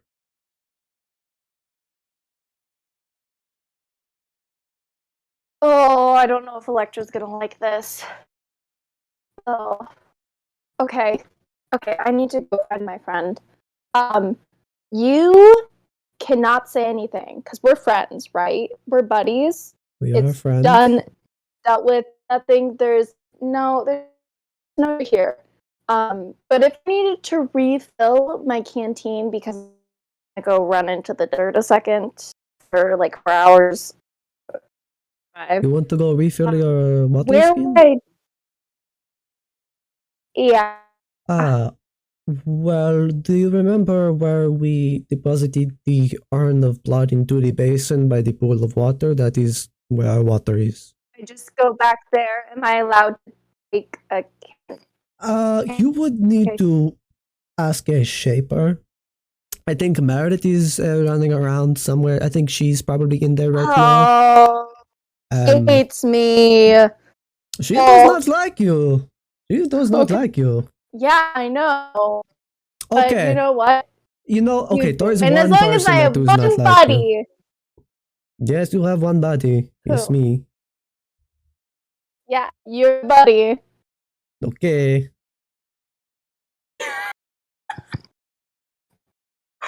Do you need anything else? Or do you have No, hypothetical question? Okay. I will I'm not. good. Okay. I will see you later. Yeah, your I will lips say are this though before you okay. go. Yeah. The chosen of suit can do no harm to the chosen of suit outside of an occurrence like I mentioned with the warder and a challenger. You. Bye, friend. And Alexander Goodbye. just like turns and just goes to find Electra. Yeah. You get back to where Electra is, where Electra, I imagine, is still fervently praying to no response. Yeah, she's crying and she's like shaking on the ground. Alexandra opens the door and like is just like, oh, is this a bad time? Oh, Are you? Is this supposed to happen? Are you okay? I don't know what's happening here. And it's Goldilocks. You're scaring me. It's just really. I'm trying to pray and I can't get through, and it's the first time that I've never been able to get through, and I'm really scared. Okay. Well, this place is strange, and they abide by a different realm of gods. I don't know how this works. So, logically, it makes sense that it would be harder to reach out to your father? Mm-hmm. Correct me if I'm wrong. So, like, you're not in his area of expertise, and perhaps that's done on purpose because he wants you to show your strength and devotion even if you can't connect. Through Yeah, that actually makes a lot of sense. Yeah. You know, so it's not like he doesn't love you or has abandoned you, but now is the time for you to show him how strong you are. Yeah, I'm strong. Yeah, you're like really strong and powerful, and you can do a lot of really cool things with water. Yeah. Yeah. You taught me that one. Yeah, that's great. That's great. Alexander just awkwardly standing at the door. Yeah, see, you're great. You're so great. Amazing. Is now a good time to mention that I think I need to go get the heart? What? So Kosei doesn't have his heart, which means it can't be weighed in their beliefs of the afterlife. And so I figured I could, this is my way of apologizing that they got God because they probably would have never died if they hadn't tried to, like, murder me. So, like, maybe I should go get the heart, and then all will be good. Because, well, like, you're that's not going alone. Yeah, but look at, like, that's okay. No. That's why I came back to ask you. But like, you're also in a very emotional, tired, stressed state. I'm fine. Okay, but we also need to talk to Anna tonight. Right. It's a long walk. It's a 4 hour there back if we keep a really good pace. What if the heart's not even there? Oh. Yeah, you're not wrong. I had a really good hypothetical conversation with Nazim about it, and I didn't even think of that. That didn't even come up. And now I'm second guessing everything. Because... Oh, no. Only one of us gets to be a mess right now. And it's you. It's me. Yeah. Okay? Yeah. Okay. Let's hold on. How long do we have before we have to see Anna? She didn't give you a time. She just said tonight. Okay, we could go Anna and then go. We also should refill our water skins. Yes. And I feel really, other than the fact that I'm like kind of stressed out, I feel pretty strong. Because you are strong. I am strong. You are so strong. So good. And your dad loves you so much. Don't forget that. Oh, this much. Yeah. Okay. Oh, she stands up. She like puts her hair so it's looking perfect again. Alexandra's still in the doorway and is just like, okay, let's go find Anna. Okay. Cool. You Oh my god. go wander through the caves, I you know. ask a few people questions, and you find Anna's quarters, one of the few tunnels that actually have a door. You open it up Oh. and yes. On the way walking, Electra wants to ask, did you get any information about the rebirthing ceremony? Oh, yeah. So it's like a hypothetical, like where you're just like symbolically let go of your past and step into the future of this family and stuff. Like you don't actually die or anything. And then once you do it, you're like kind of protected, and there's like this fancy way somebody can challenge you if they want to kill you. So like for me, I know nobody could just like be like, I hate you and you're dangerous, dead, you know. Oh, maybe that's a really good idea for you to stay safe. Right? Interesting. All right, yes. Sounds good. All right, let's go find Anna. So you find her quarters, you open the door, and her quarters are unlike kind of anyone else's quarters you've seen here before. There's some, she has a rug down, she has an actual bed, she has like a small desk where you actually find her seated and writing. She has a small bookshelf with some books, a few scrolls, and a vase. And she even appears to have a few paintings that look hand painted, that are sort of leaning up against a wall in a corner. And she turns to look at you and says, "Oh, yes, it is not nighttime yet. You wish to speak now?" That an option? If we should speak, I think we should go somewhere else. Okay. Sure. Okay. Do you want to come to like our quarters, or do you know somewhere better? Yeah. Do We you have an idea? outside. Okay. Oh, okay. Okay. All right. Well, Yeah. if this is acceptable, follow me. You head outside.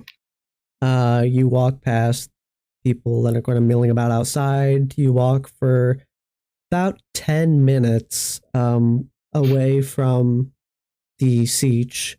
And she turns to face you and says, "Okay, we can talk here, but under a condition. I know you wish for me to take you to Mohar, but I have the sense that I have not heard the whole truth from everyone here. So, I am going to cast a spell with your permission. I ask you to not resist the spell, and then we will talk. Okay?" Okay. Alexandria looks at Electra, and then seeing that like Electra said okay, Alexandria says like, okay as well. Okay, this is a good first step. I was hoping all of you would be here, but I will get to your other companion later. Anna casts Zone of Truth. Oh, I knew it. Oh no. And you've both willingly failed the wisdom save, and she knows that you are under the I'm influence of the spell. assuming Electra has encountered Zone of Truth before. Yeah, you're probably familiar with what Zone of Truth is. So, just so you know, you don't have to answer questions. You just cannot willingly tell lies. Okay. So she says, Is the radius enough that she's also in the Zone of Truth? She is, but I don't think it affects the caster. Does it not affect the caster? Okay. I will double check that real quick. Honestly, I'm not really sure.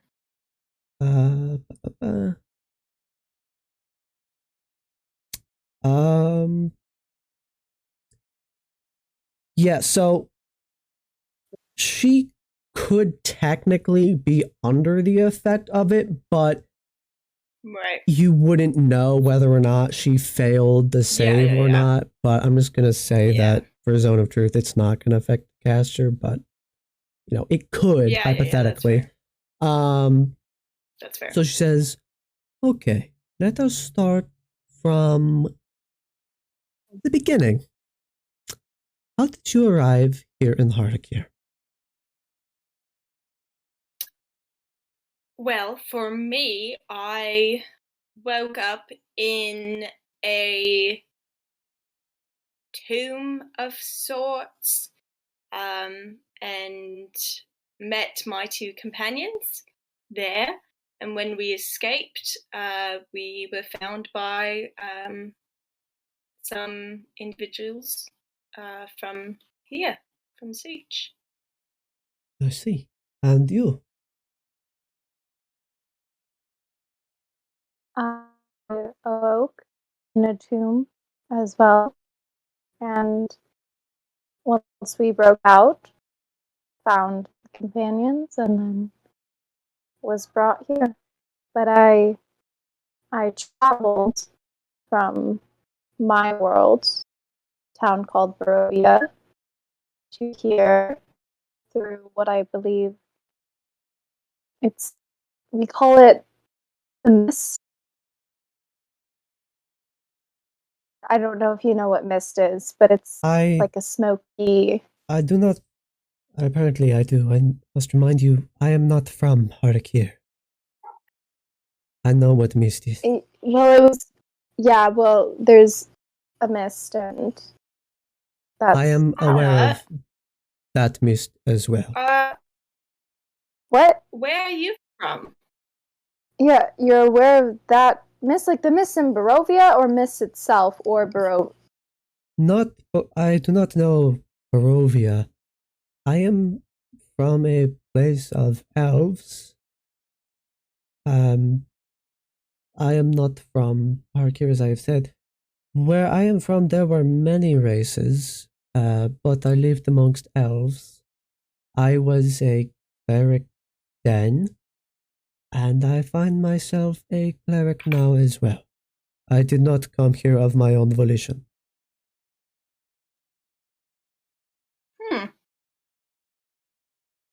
That's very, very almost similar to how I feel. Yes, it Except was. I didn't live amongst them. It was a few decades ago, as I have said. I have looked for a way out. Not that I necessarily want to find one, but the answers would be good. When she says decades, Electra's gonna raise her eyebrows and look at Alexandria Yeah, she just looks like a 20-something elf. I mean, elves fully just stay young for hundreds of years.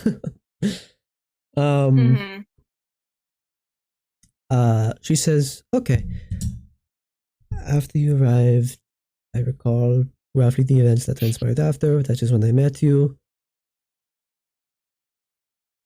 She looks at Alexandria.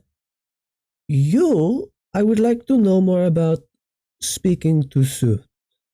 What exactly transpired that led to that encounter?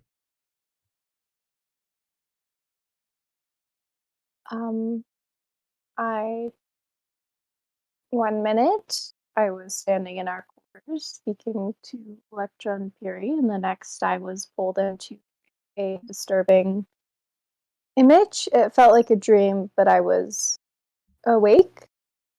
Mm-hmm. And by what means were you pulled into this dream? Were you as a spell cast on you? So, I touched.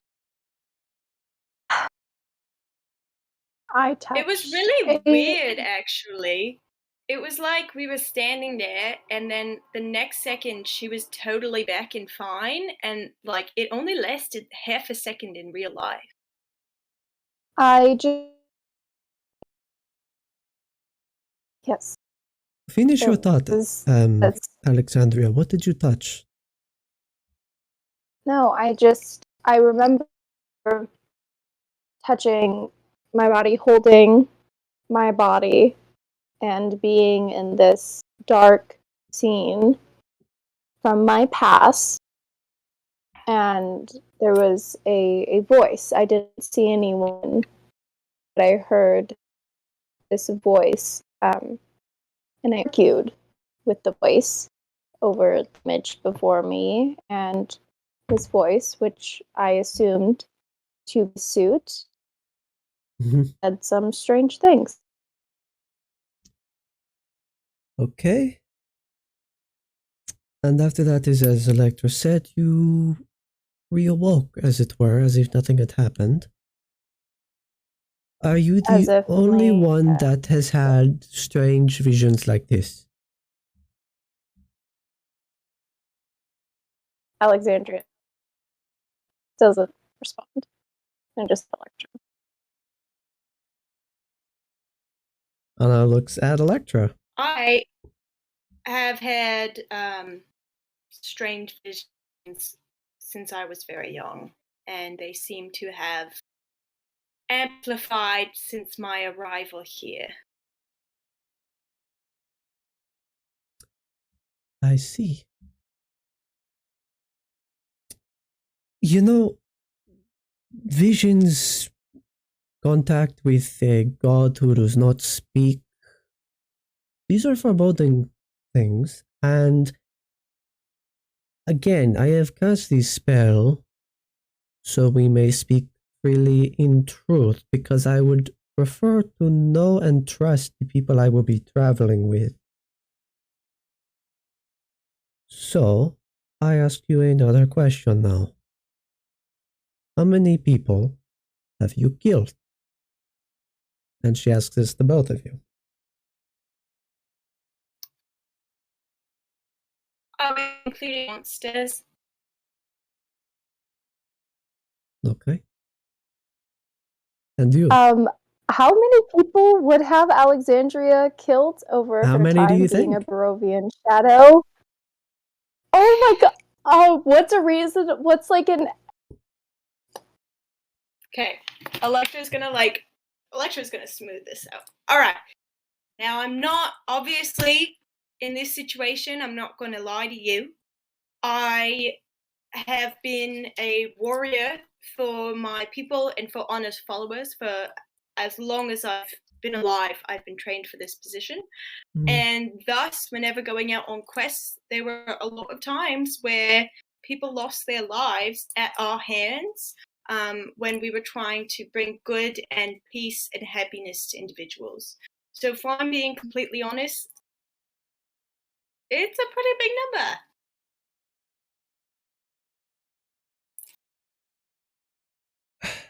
You speak of casualty of war. It is not necessarily directly what I ask. I ask what you have answered. You say you do not kill. I believe you in that regard, but I would have an answer from your companion. As I said, we will be traveling together. If you cannot trust the people you travel with, I have killed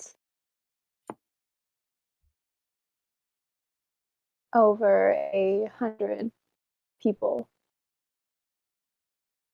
Probably. I stopped counting when I was a few years into it. you stop counting after 100, after a few years.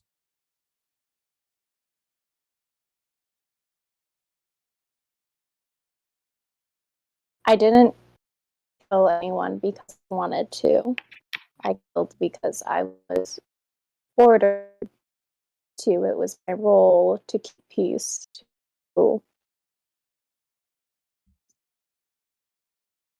I believe you. I know you are telling the truth. Still, Electra puts her hand on your arm. is quite a wake of bodies left behind you.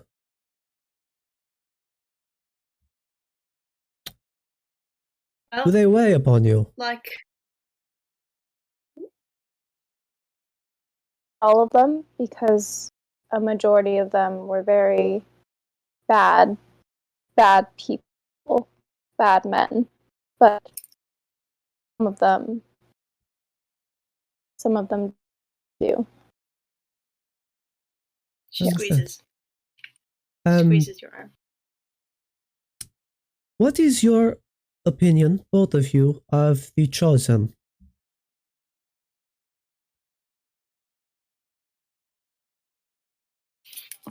I see it as a security blanket.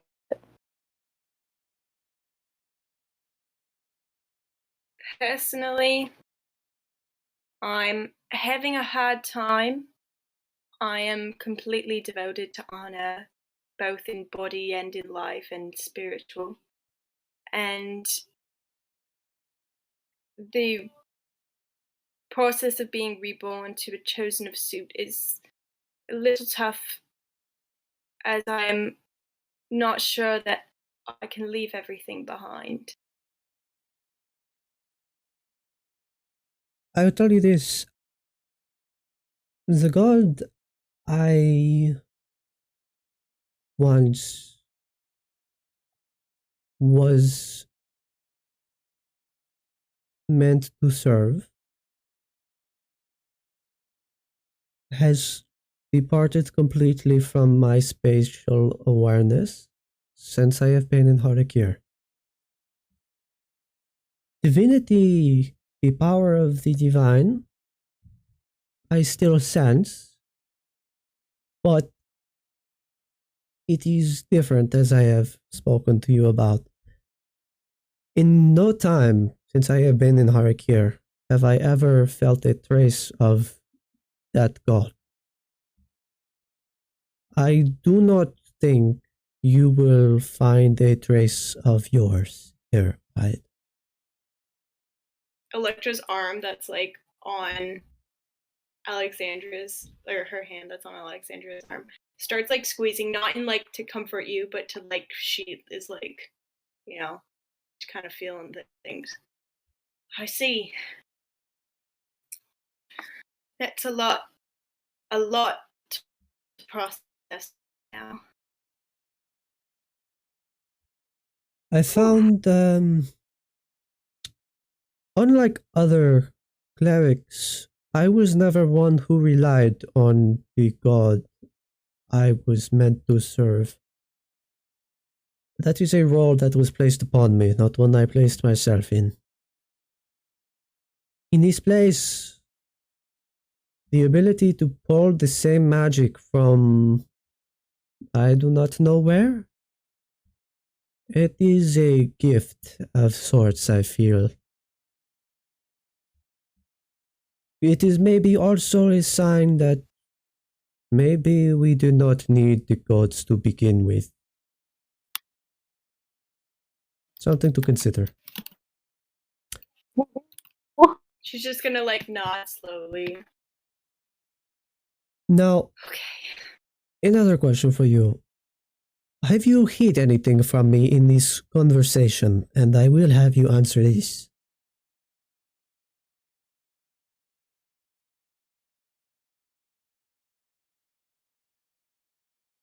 It's a hard one to answer. That's that. Hold on.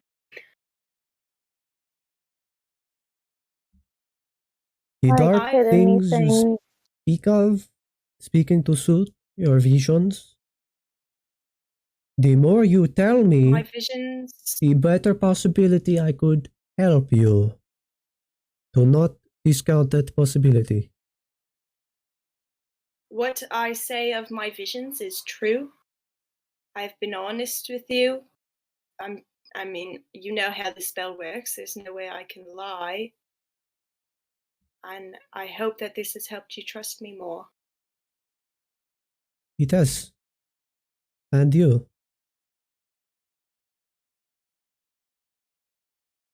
At first, I thought it was Suit, but now I am not so sure because I had another encounter, but it was a physical manifestation of a dark energy in the cave.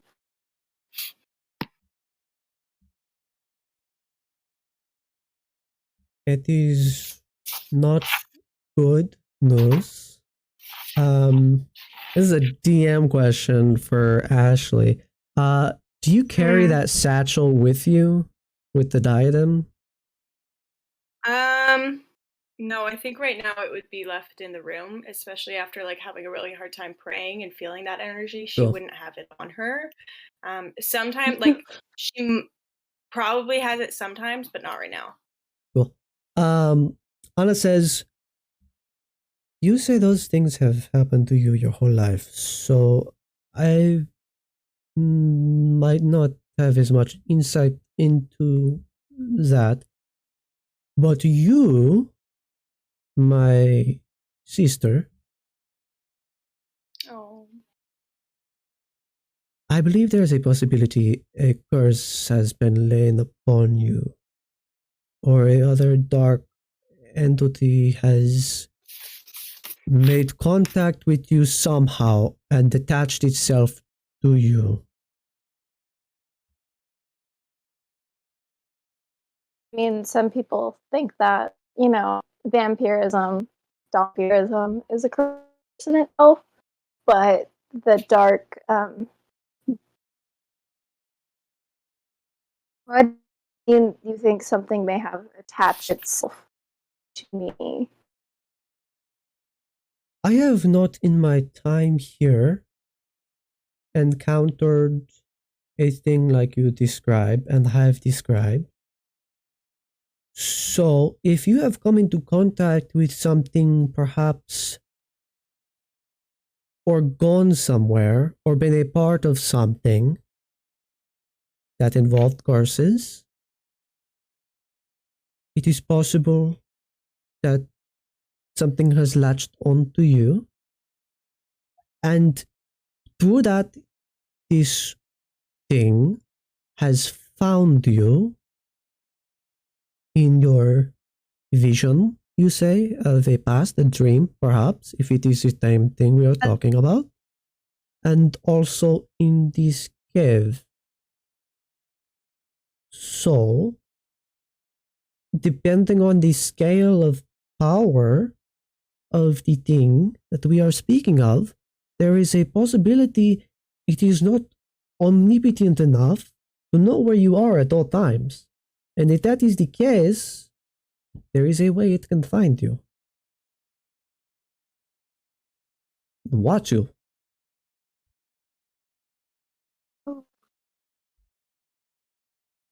Okay. Okay. Do you know how I could get rid of Do I know how you should get rid of something? You would need either to confront this thing and destroy it, or find a way to remove a curse from yourself, but that magic is beyond my capability. Unfortunately, the only people I know that are capable of things like that are in Muhar, but they are of the Akirran clergy, and they are not necessarily people I would consider allied with interests of people like us.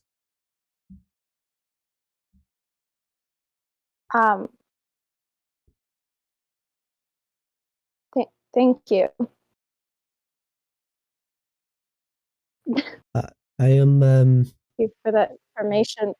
Happy to help. I don't even know what to think. I will say this though.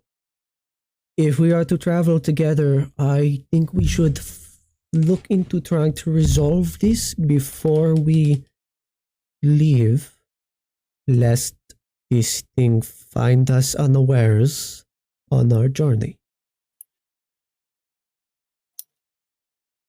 It doesn't hurt anyone unless they're hurting me. So. And you can say this with certainty? You trust this thing? Yes, No, I don't trust it. Didn't like when some people tried to kill me.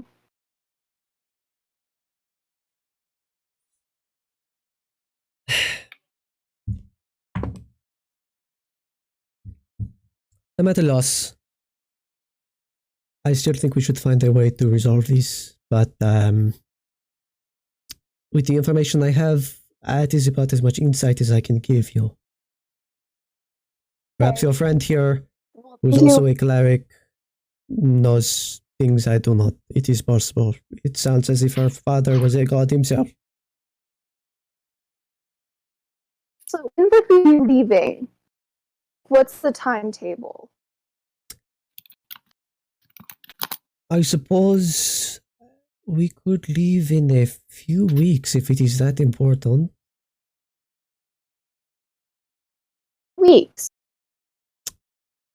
Weeks, yes. It is not a journey to be taken lightly. Although,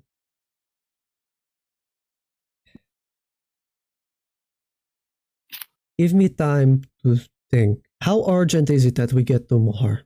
Why do you seek to go to Mohar in the first place?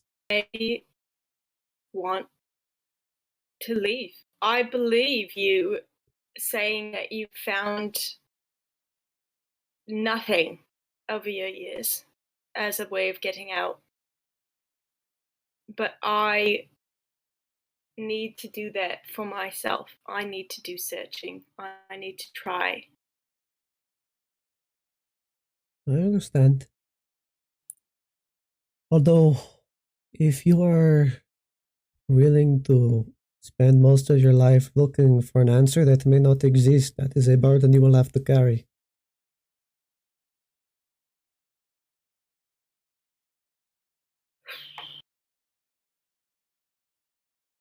Okay. She dismisses the zone of truth. Oh. Okay. This was a good conversation. I believe we are acquainted now. I would give thought to this. In the meantime, I suggest you consider ways to rid yourself of these presents. And if anything else should occur, I encourage you to speak to me about it. Okay? Thank you, Anna. You're welcome. And she turns and heads back to the siege. As soon as she's out of earshot, Electra turns to Alexander. A curse? You think we're cursed? I don't know. Technically, some people think that, like the blood thing, like technically I'm No, I don't think in a that's way, part of it. I think that thing, when I was trying to pray and I couldn't reach my dad, I felt like a dark energy coming from it. And now I think that it is cursed. It's probably cursed off of us. Why don't we just ask it? I mean, it did say that it probably wouldn't show up again. Oh, but God. like, and how come it showed up for you? Like, that's weird. It never, because it wants to use didn't me. speak to it. Well, we have this little back and forth. We argue with each other, and it's no, that's that not I good. can help them, or it thinks that I can help them, and no. Hey, but the thing is, this is a very dark shadow thing, and I'm a very dark shadow person. It's just shows and moving in darkness. That's the Barovian shadow. That's where I really.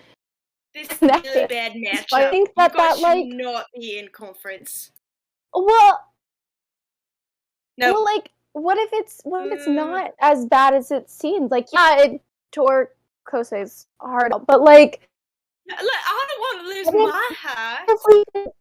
No, but what if I was just hey, buddy, we have a mutual, I help you, you don't kill me and my friends. Didn't you ask it not to kill them?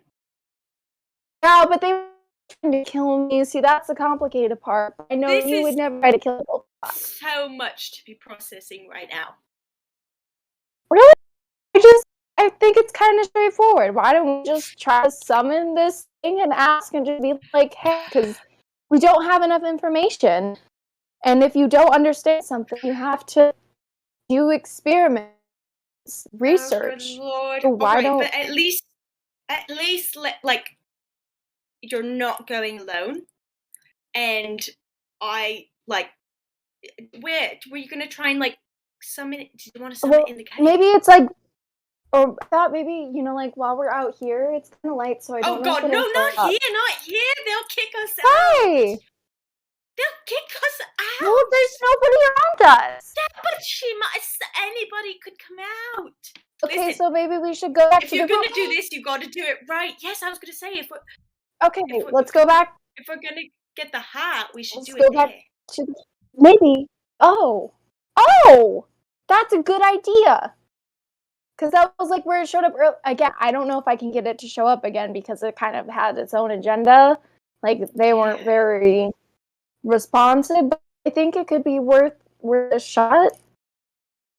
No? Is it really that? I didn't see it. Is it really what you guys said? What do you mean? No, it was not like a human shape or even like a body, but it was just more this like shadowy, old.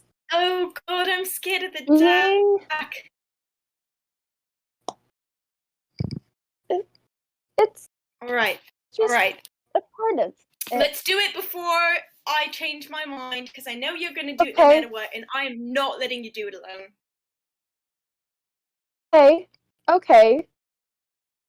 So we should go. We gotta go fill up our stuff, and we gotta get going. Yeah. Let's get. Did we want Perry to come? We could see if we could find Perry. Yeah, I think it might be good. Help, all the extra help. All right. Yeah.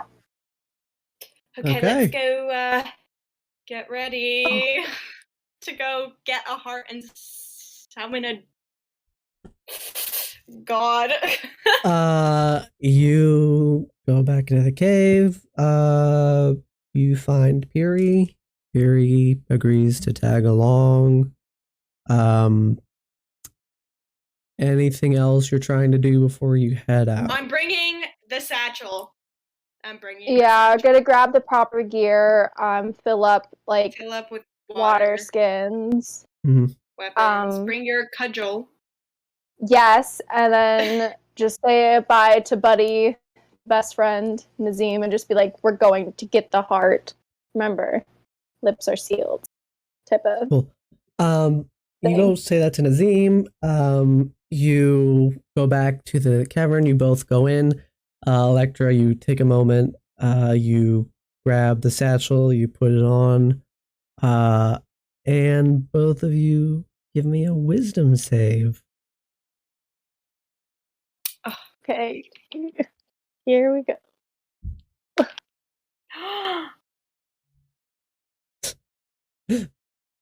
On a high number face. I got a 10. Yeah, it's not a high number. Another 10! Wow. You in 10? I'm getting like 5 10s today. Those dice are loaded 14, for 10. I did -1. That's true. So, -1, yeah. 14, that'd be 13. But I have a +1. Do I still add that? Yeah? Yeah, because space saving throw. Then it's doing all my 14. -1s. Okay. Yeah. Cool. Does anything happen? You're that good cool to go. You picked scary. up the satchel and you're good to go. All right. Let's get organized and get ready to go on our trek. I have all my weapons and stuff. And I feel like, should we tell someone other than Nazim? No. I mean, if you feel like we need to, but... Ooh, I want to go talk to Mohar for like 1 second. Really fast. Knock on his little door. Hi. You knock on the door. Oh, there's no response at the door knock. How late is it? It's not that late. It's like Oh, 4 okay. or 5 So, in the afternoon. oh my gosh! I thought it was later. Okay, I'm gonna try to open the door and see if he's in there. You open the door. He doesn't appear to be in there. You see Edfu under some blankets, appears to be sleeping, but he's not in there. How's he looking? How's that food doing? He looks okay. You can't see him right now. He's like totally blanketed up. He's like cocooned. Oh, he's fully bundled. Oh, well then he looks fine. Okay. Do I see anything that looks like it would be in honor of suit, like a religious thing? Give me a perception check.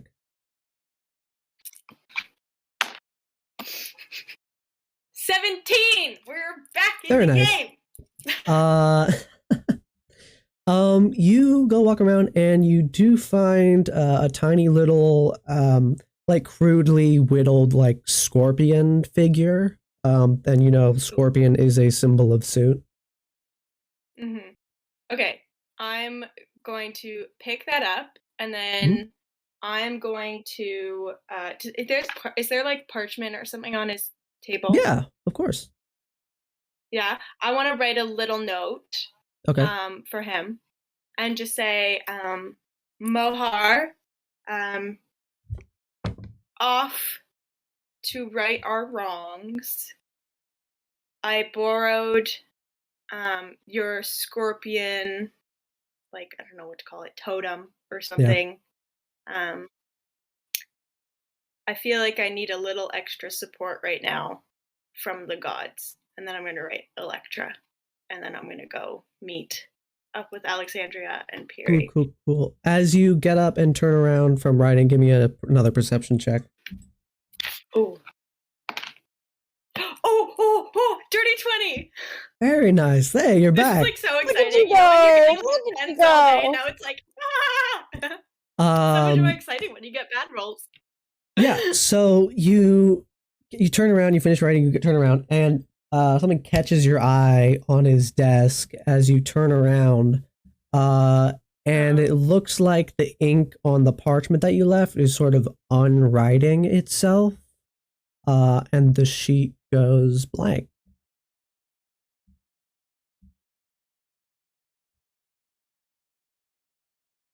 I would like to cast Detect Magic ritually on this piece of paper and the pen and the quill. Give me, or let me see what kind of stuff Detect Magic can do, if it'll help you here. There we go. Yeah, so I know it glows if it's magical, and I learned the School of Magic. Okay, so you learned the School of Magic. Let's see here. Okay. So, you get a sense of illusion magic for sure. But the thing that catches you is you don't just sense illusion magic on the parchment and the quill and the ink. You also sense it on the desk. You sense it on the beds. You sense it on the rugs, chairs, the walls of the cave. Everything. You sense it on Edfu, everything. And as you realize this, you turn around, and where the cave entrance, sort of like the door to this corridor was, is now a large grandeur Colosseum pathway. I'm so what? Okay. And you hear the like cheering of like a roaring crowd down that way, and you see like light shining in from that way. she's gonna like shake her head and blink a little bit, and if it doesn't go away, Yeah, she's you gonna follow shake your the head path. and blink, and it does. It goes away. Oh. And then things sort of like, it's as if like the air itself in front of you melts into a liquid and drips down before you into like a smoke almost. You know, it's like black liquid just begins dripping from the ceiling, like things are melting as it hits the ground, and then smoke rises from these drops.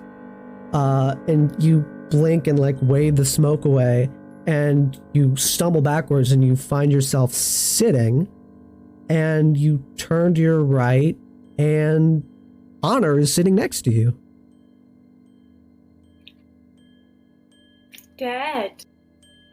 Oh, Dad! And then I'm just gonna hug him so hard. He hugs you back. As he does, you see that as he moves, there's almost like an after image of like haziness as he moves. He hugs you, he says, "It is good to see you, daughter. It has been not too long, but it has felt like a while, no?" She's gonna like study the shake, like sort of like after movement. She's like, "Yeah, it's been a while. Is this a vision?" Looks around, holds up a hand, takes his other hand, claps them. I do not think it is a vision. Maybe pinch yourself, see if you wake up. Then we know. Oh, I don't want to. And then she's gonna hug him again. He hugs you back. He says, I will never grow tired of your presence. Thank you. It is the 4 arms. It is a extra hug support. Exactly. Say, have you taken my advice since you left? Are you looking out for yourself?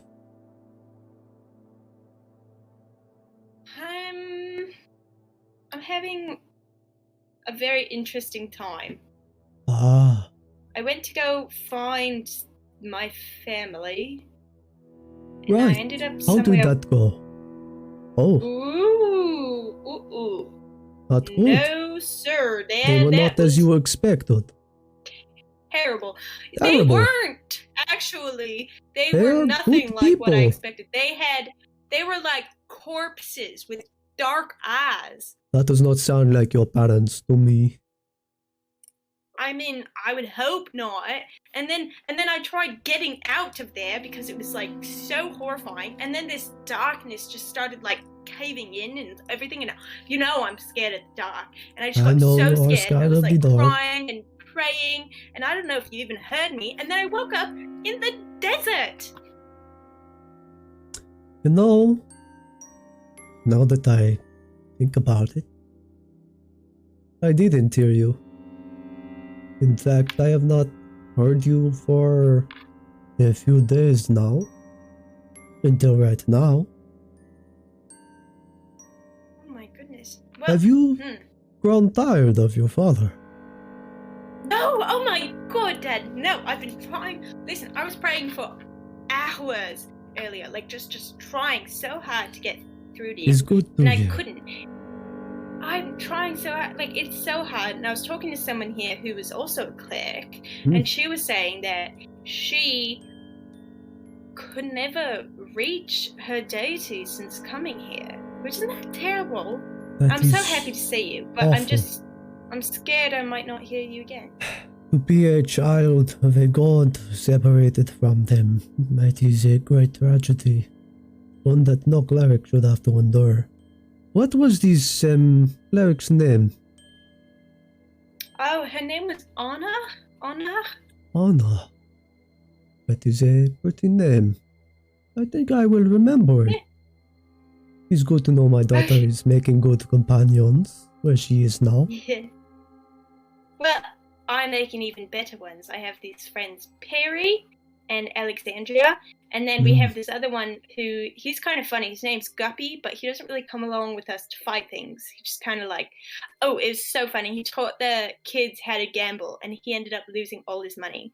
But the best part is, Perry is so strong, and she's so brave, and she never, bats an eye when things get intense. And Alexandria, well, she's just full of mystery and surprises, but I think it's really interesting. And, she actually feels a lot of emotions, despite the fact that she tries to hide it. He nods. He definitely, when you're talking about Guppy losing money, he leaned his head back and gave a really hearty laugh.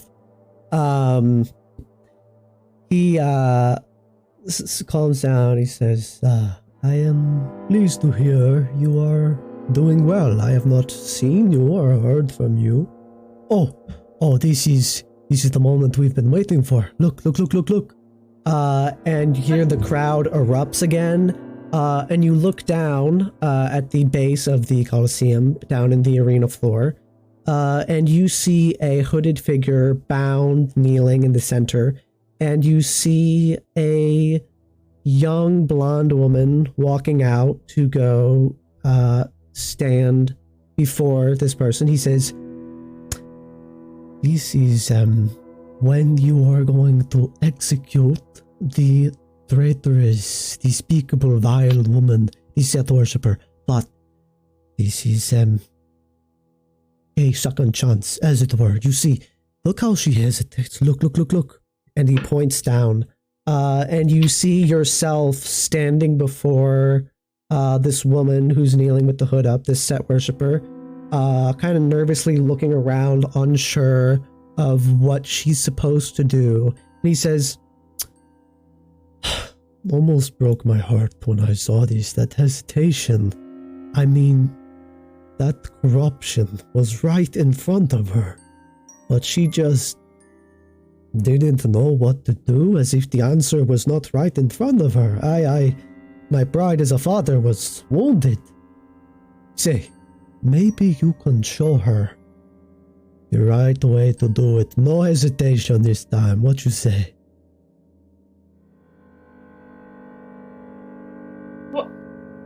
I mean, I will help, of course. I'm a little confused. Are we really here right now? Oh, we are very much here. I mean, he pinches you. He says, see, you did not wake up. Oh, well, that is new. There is, something different about you. You have certainly grown stronger, I can tell, since I last saw you. This is good. Really? Yes, Yeah, this is good. I think You should. I'm learning a lot. Oh, this is good. My daughter is getting smarter and stronger within the span of a few days. This is fantastic. Now, why not show me what you can do? And as he says that, you feel a tingling on your fingertips, and you look down and you see little pss, pss, pss, pss, pss, pss, like little sparks of electricity connecting between your fingers. Oh, that is impressive. So bad, but so good.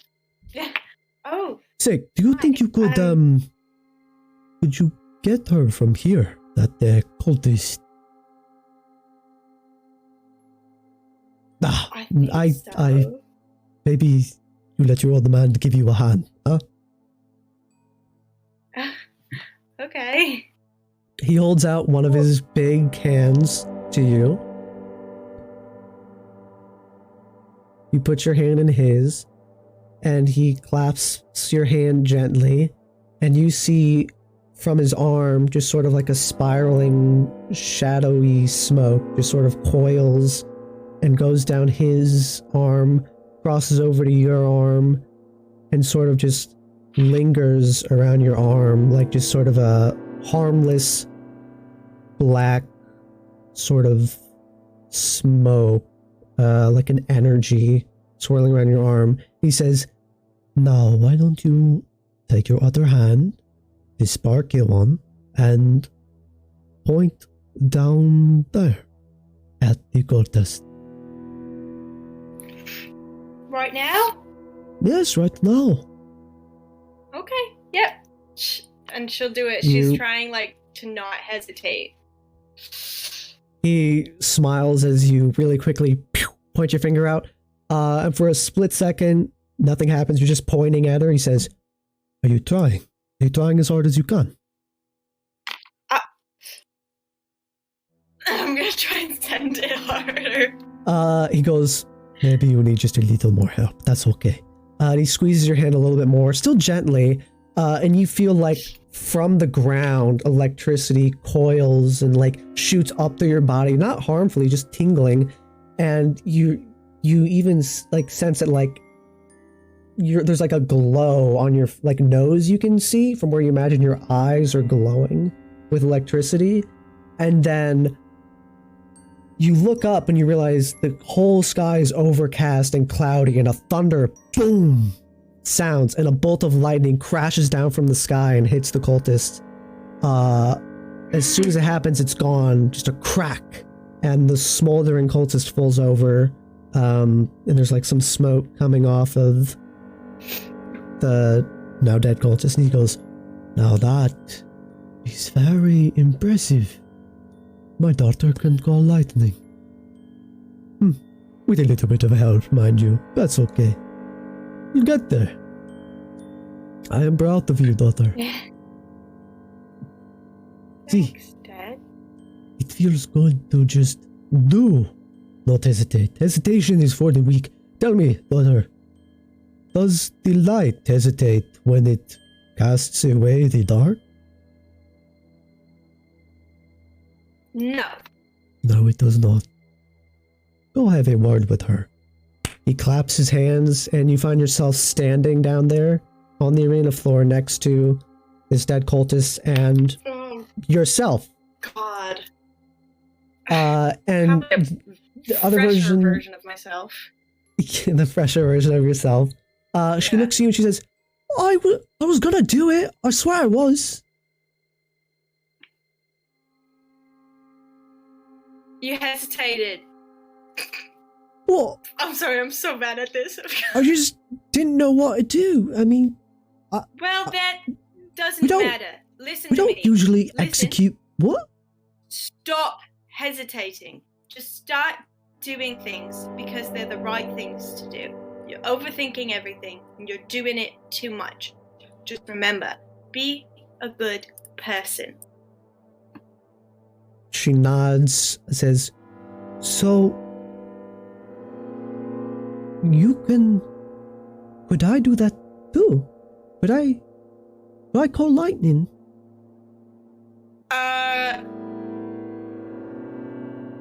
No. Oh. I see. So, how did you get so strong?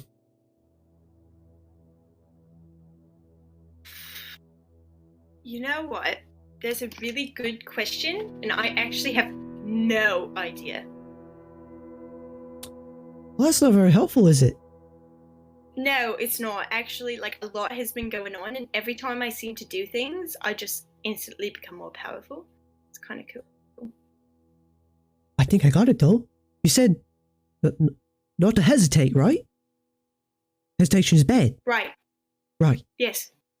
Okay. Honor, would you get another one? Can you bring another one? And he said, of course. Another one for my daughters. Do not hesitate. This makes me so proud. And a roiling cocoon of like dark smoke appears, and then kneeling there is another individual. Looks to be like a man, hunched over, bound. And she goes, "I won't hesitate," and casts Sacred Flame. And you see this like white and black smoke, and this Exactly what I did. flame roils and torches this person as they rear their head back, shouting in pain, for they fall over, smoldering. And she goes, I didn't hesitate. Good job. Thank you. That's a right.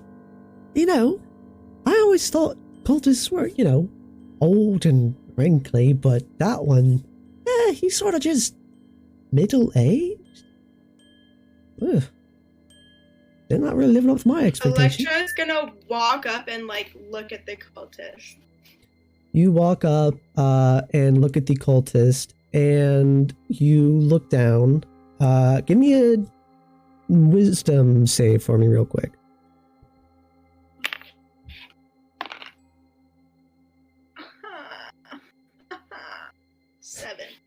7. You look down and you see a freshly charred and burnt and dead Mohar.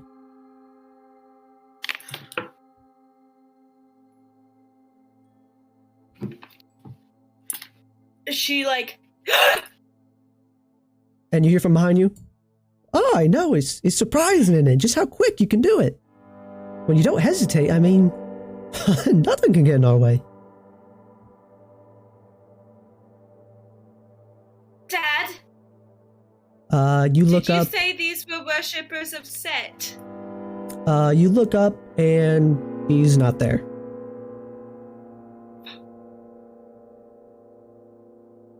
I look back to the me. You look back to the you, and you see there's sort of like a wispy, if you're really hot and you're outside and it's really cold, steam wisps off of you.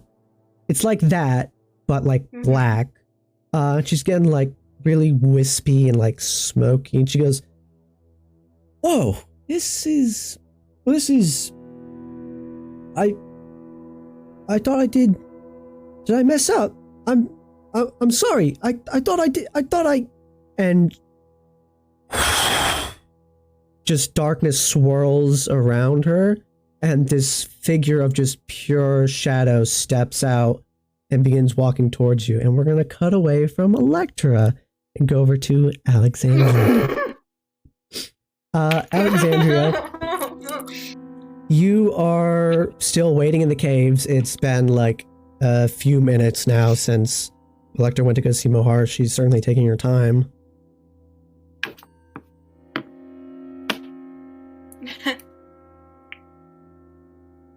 Can I go check on her? Sure. As you begin walking, give me a perception check.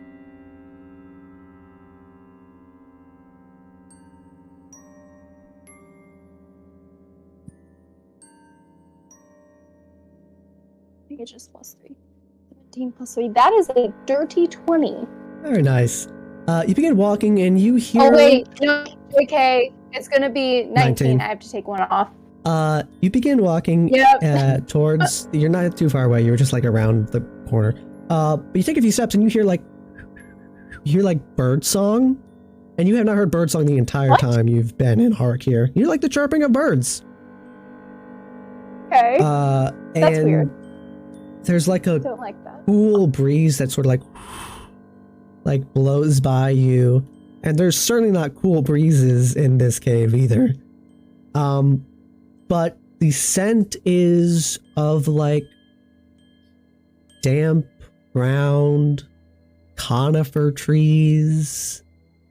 Oh. Fall or autumn, maybe. Not any smell you've smelled for a bit. But nothing looks out of the ordinary. Okay. Gonna keep going. Keep walking. Probably hand on my dagger. Put your hand on your dagger. You take a few more steps and you hear a crack. And you look down and you stepped on a stick. Why is there why is there a stick? Alexandria is very on edge. Confused. Keep going? No. Yeah, Gotta for get sure. to Electra. You walk up to the door and you know it's the priest quarters and the door's closed. I'm gonna go to open it. You go to open it. You pull it open, and you step into the room, and it's empty. There's just no one here. The heck, Electra? She's not here. Neither's Mohar. Maybe they like snuck past you somehow, but that doesn't seem likely.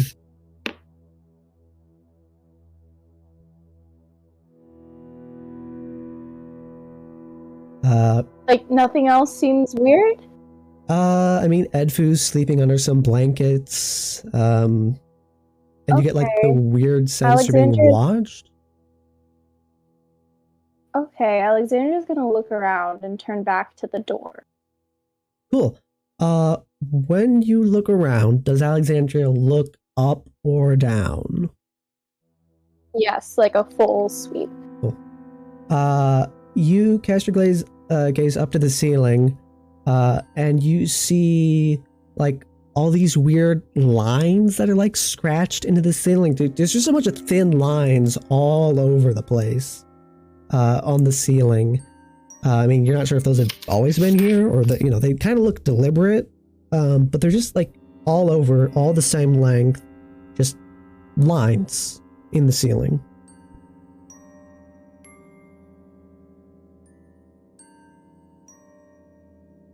Someone there? You ask. Alexandria turns. Oh, where did she turn? No, well, she's probably gonna like ask, is anyone there, do another sweep, and turn towards the door and await. You turn towards the door, you ask, is anyone there? And as you are now facing the door, things still look normal. You know, empty tunnel, open door. That feeling of being watched feels like it's been amplified tenfold. God.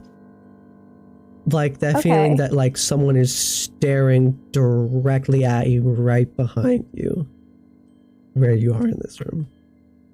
Okay, we're gonna turn and look. Alexandria's gonna try to remain calm but tense. So a hand still and dagger is gonna turn. You turn and there's no one there.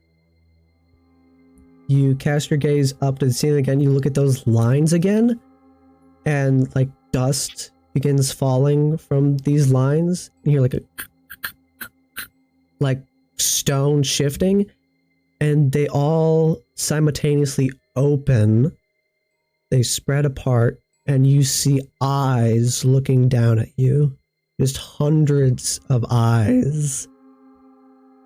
Oh, I don't like that. Oh, give me a Constitution save.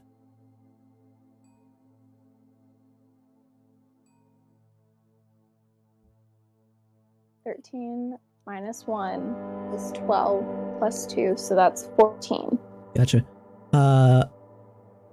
You feel a pressure coming down from these eyes on the ceiling, just like a suffocating pressure. And you try to stand against it, but you fall to one knee, fall to two knees, you fall to all fours. You're pressed into the ground, and you black out. And everything goes dark. You blink your eyes open. After, you know, a few minutes, or hours, or days, or maybe no time at all. All that is a distant memory, a weird fantasy, a passing thought. I have no idea what that was. But you find yourself in the woods. You're young, you know, you're a few years younger. You're 16 years old. You know this, and you're angrily stalking towards Tanya, who's leaning up against a tree with sort of like a mischievous grin on her face. You're both in the woods. You know you're out here because you were both sent to hunt a bear for Lord Cassius because he desired a new rug.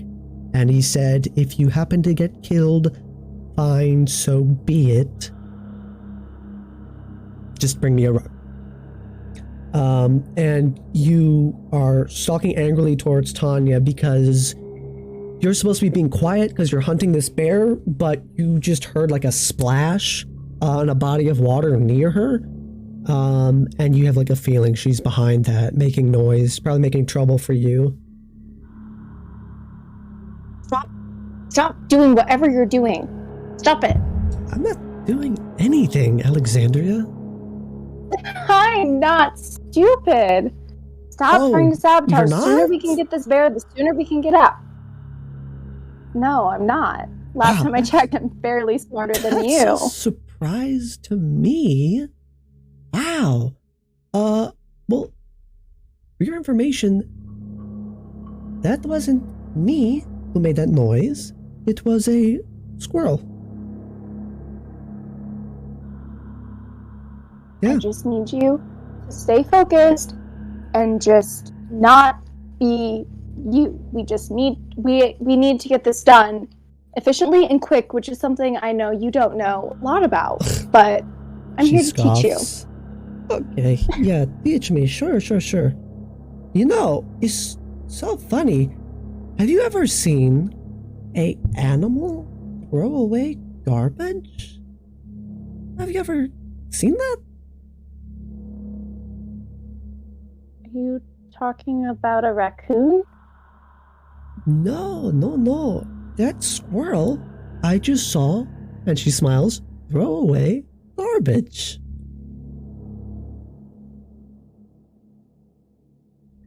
What are you talking about? We don't have time. We shouldn't be.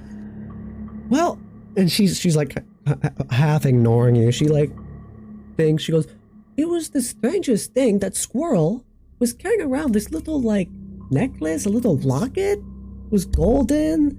I could have sworn I saw like a little star engraved on it. So crazy, and it just threw it into the pond like it was garbage. Naughty squirrel. Alexander, what? The pond? That pond over there, yeah. Squirrel just threw it in. How did this squirrel get this locket, Tanya? She shrugs. Alexander's gonna punch Tanya. Yeah, Alexander's gonna try to punch her. Sure, roll the hit.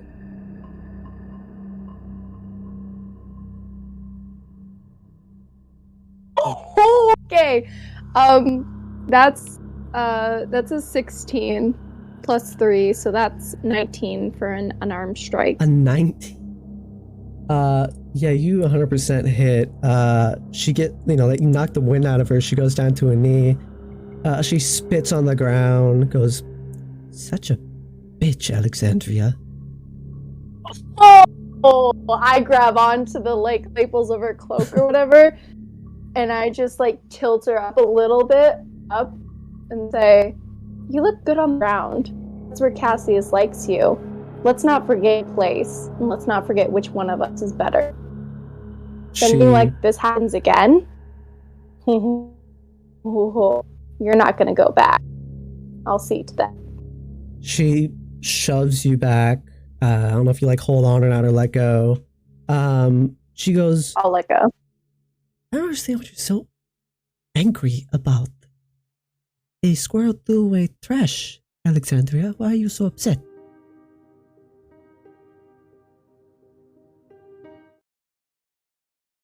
I don't owe you an explanation. I don't owe you an answer. If you touch any of my things again. Your things? How did a squirrel get something that belonged to you? And as she says that... You want... Go ahead. No, it's okay. Go. You're good. As she says that, you like remember something. You remember having to get that necklace. You know you're not just gonna let her throw away your locket and leave it in the pond. You're gonna dive and get it. You did dive and get it, but you haven't. You have the feeling it's like deja vu. You know you like are gonna dive and go get it.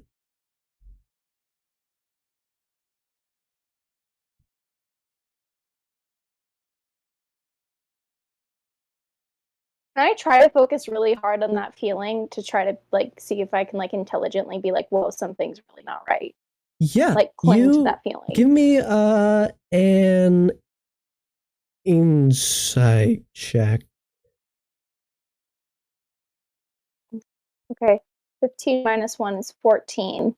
Plus 3 Okay. is 17. Okay, pretty good. You focus on that and something just seems off. And you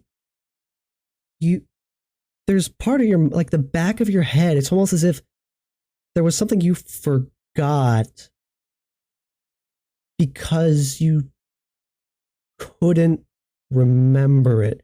Not that you couldn't because you forgot, but your mind shut it out intentionally, blocking this feeling of deja vu. And you feel like to understand that it involves getting your locket back. You feel like that's sort of like key to this weird feeling. Then I'm gonna go take my pack off, like all those layers, and try to dig or dive, whatever I have to do. I don't know how deep it is, but Cool. It's not that deep. You imagine it's only like 6 to 10 feet deep at its deepest. You dive in, water's cold, of course. You're soaking wet. Give me a perception check as you go and look for your locket. 10 minus 1 is 9. Plus 3, so that is only 12. 12. Okay. You search around, it's always overcast, so it's not like there's light reflecting off anything. You're not finding it. You come up for air, you dive back down. Give me another perception check with advantage as that feeling comes back in the back of your mind. You feel like you almost remember where you dropped it or where it is. Okay.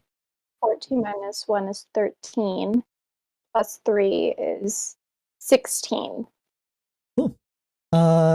You're sort of putting your hands along the bottom of the water as you're like sort of butterflies swimming along the shore, and your hand brushes something smooth and metallic, and you grasp it.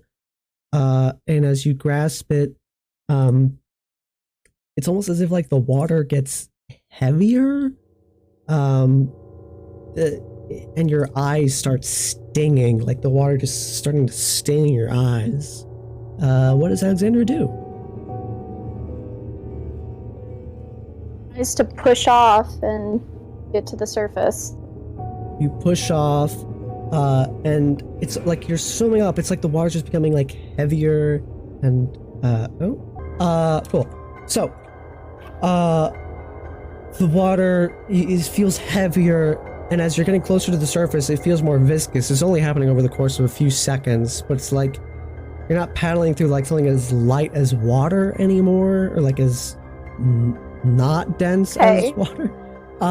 And you breach the surface, and like an ichor, the liquid is like still all over you. It doesn't just like cascade off like water. Okay. It's like sticky, and you look and it's just red. It's just deep crimson red. And you're sort of like wading in the water, but it's not water. It's just a pond full of blood. You spin your head around. Tanya's not there. You spin around again. You're still wading in the middle of the water. And you look around you in this pond, and bobbing in the water all over are dozens of bodies. Small, adult, elderly, limbs just floating in this pond of gore. And you look up and you see there's this like red wisp of light sort of casting this dim glow over the pond, just floating up there. What is Alexandria doing? Is it like, how far away is it? It's hovering about like 5 feet out of the water in the air. I think Alexandria is gonna like reach with one hand towards it, knowing like she can't like obviously like get it, but just reach towards it and just be like, what Like, what is this? Who? Like, just like give that. me another Constitution check as you reach towards it for a save. The wisp pulses with like a blinding red light for a split second. Okay. Well, wait, is it con? Yep. Con So save. 1 is 11, plus 2 is 13. Cool. This bright light flashes, this red light, and it's almost like you got hit in the head with like a concussive force, and you're like dazed, and you fall back into the water where you're floating on your back, stunned.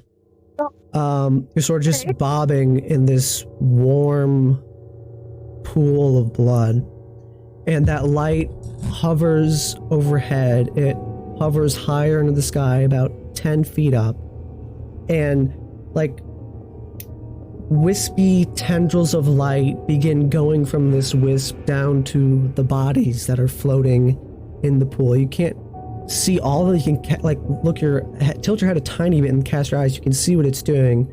There's just dozens of these tendrils of light, and you hear this sort of like crackling sound, and you see things begin flowing back up to the wisp, as you can see like one small body only like a foot or two away from you being like melted and dissolved, and all of it is just being turned into like a substance that is being pulled towards this wisp hanging in the sky. And you have that like feeling of like sleep paralysis where you want to move, you want to scream, but you like can't, you know? It's like your muscles are tense because you're trying to move, but like nothing's happening. And all this Like, flesh and blood and bone begins coalescing into like a ball around this wisp. And then once it's thick enough, it begins elongating from 10 feet up. This like long portion drops down into the pool with like a gentle as it slides into the water. And it expands, and you see one mangled arm burst out from this thing, like backwards, all disjointed from one side of it. Another arm pops out of like the hip area of what would maybe be the hip of this thing. Another one pops out of the shoulder. Just these mangled limbs. And these tendrils begin growing out from the back of this creature and just sort of like flow behind it.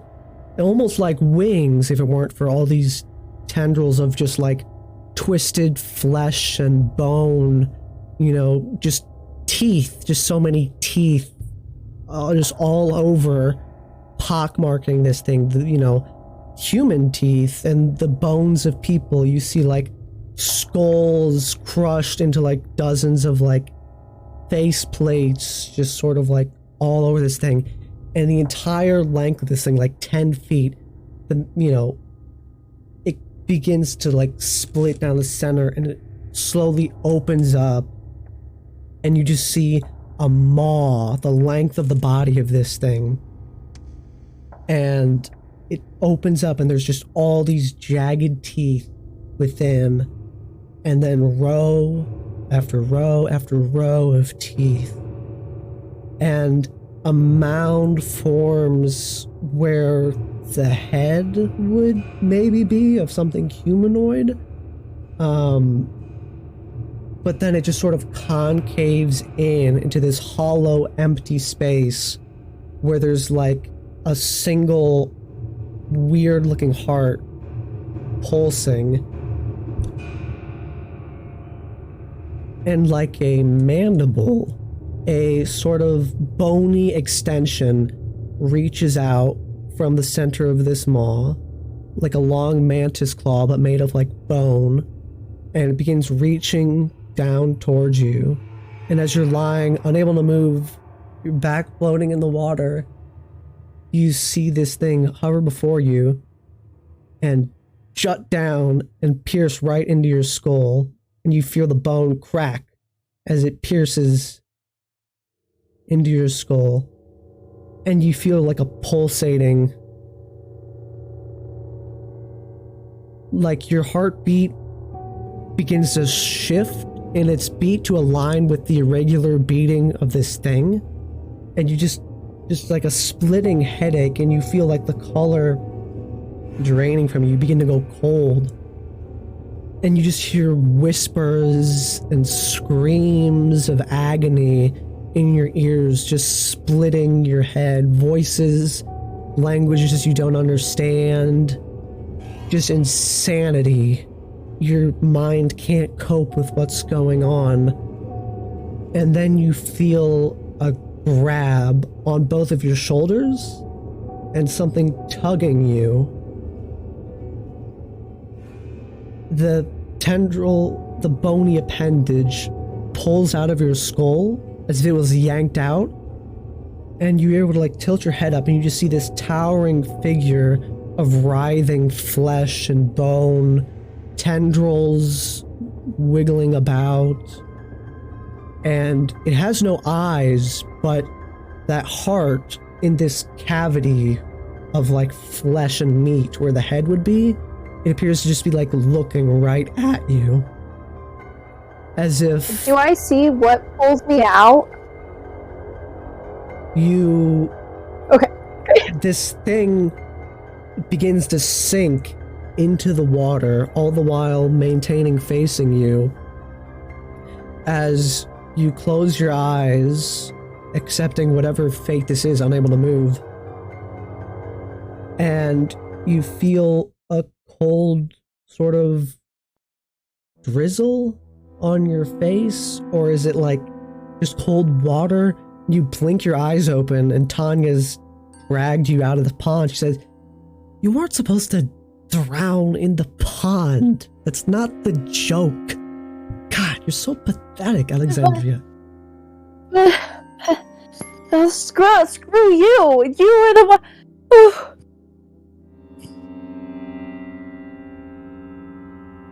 What is wrong with you? Did you see that thing? I don't want to be here. I don't want to be here anymore. I don't want to be here. Hey, I don't want to be here either, but we have a bear to hunt.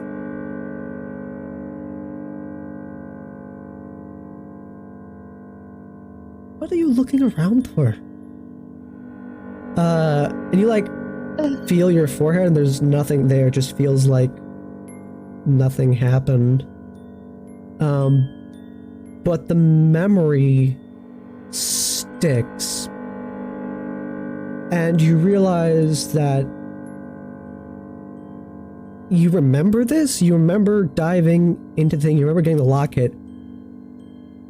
That wasn't a memory you lost. The memory you lost was whatever that was in the pond. Your mind shut that out entirely, and now you remember it. And Tanya looks at you like, you're so... And her face goes blank. Ah. And she smiles, and mist rolls in around her. And she steps backward, and as she steps backward, black smoke, wispy, comes off of her. And then standing where she was is a figure made of just shadow and dark, about the same size as Tanya, just standing there. And then it lunges at you. And Electra, the figure standing before you, where you used to be, also lunges at you. And that's where we'll end our session today. Oh, wait! Wait!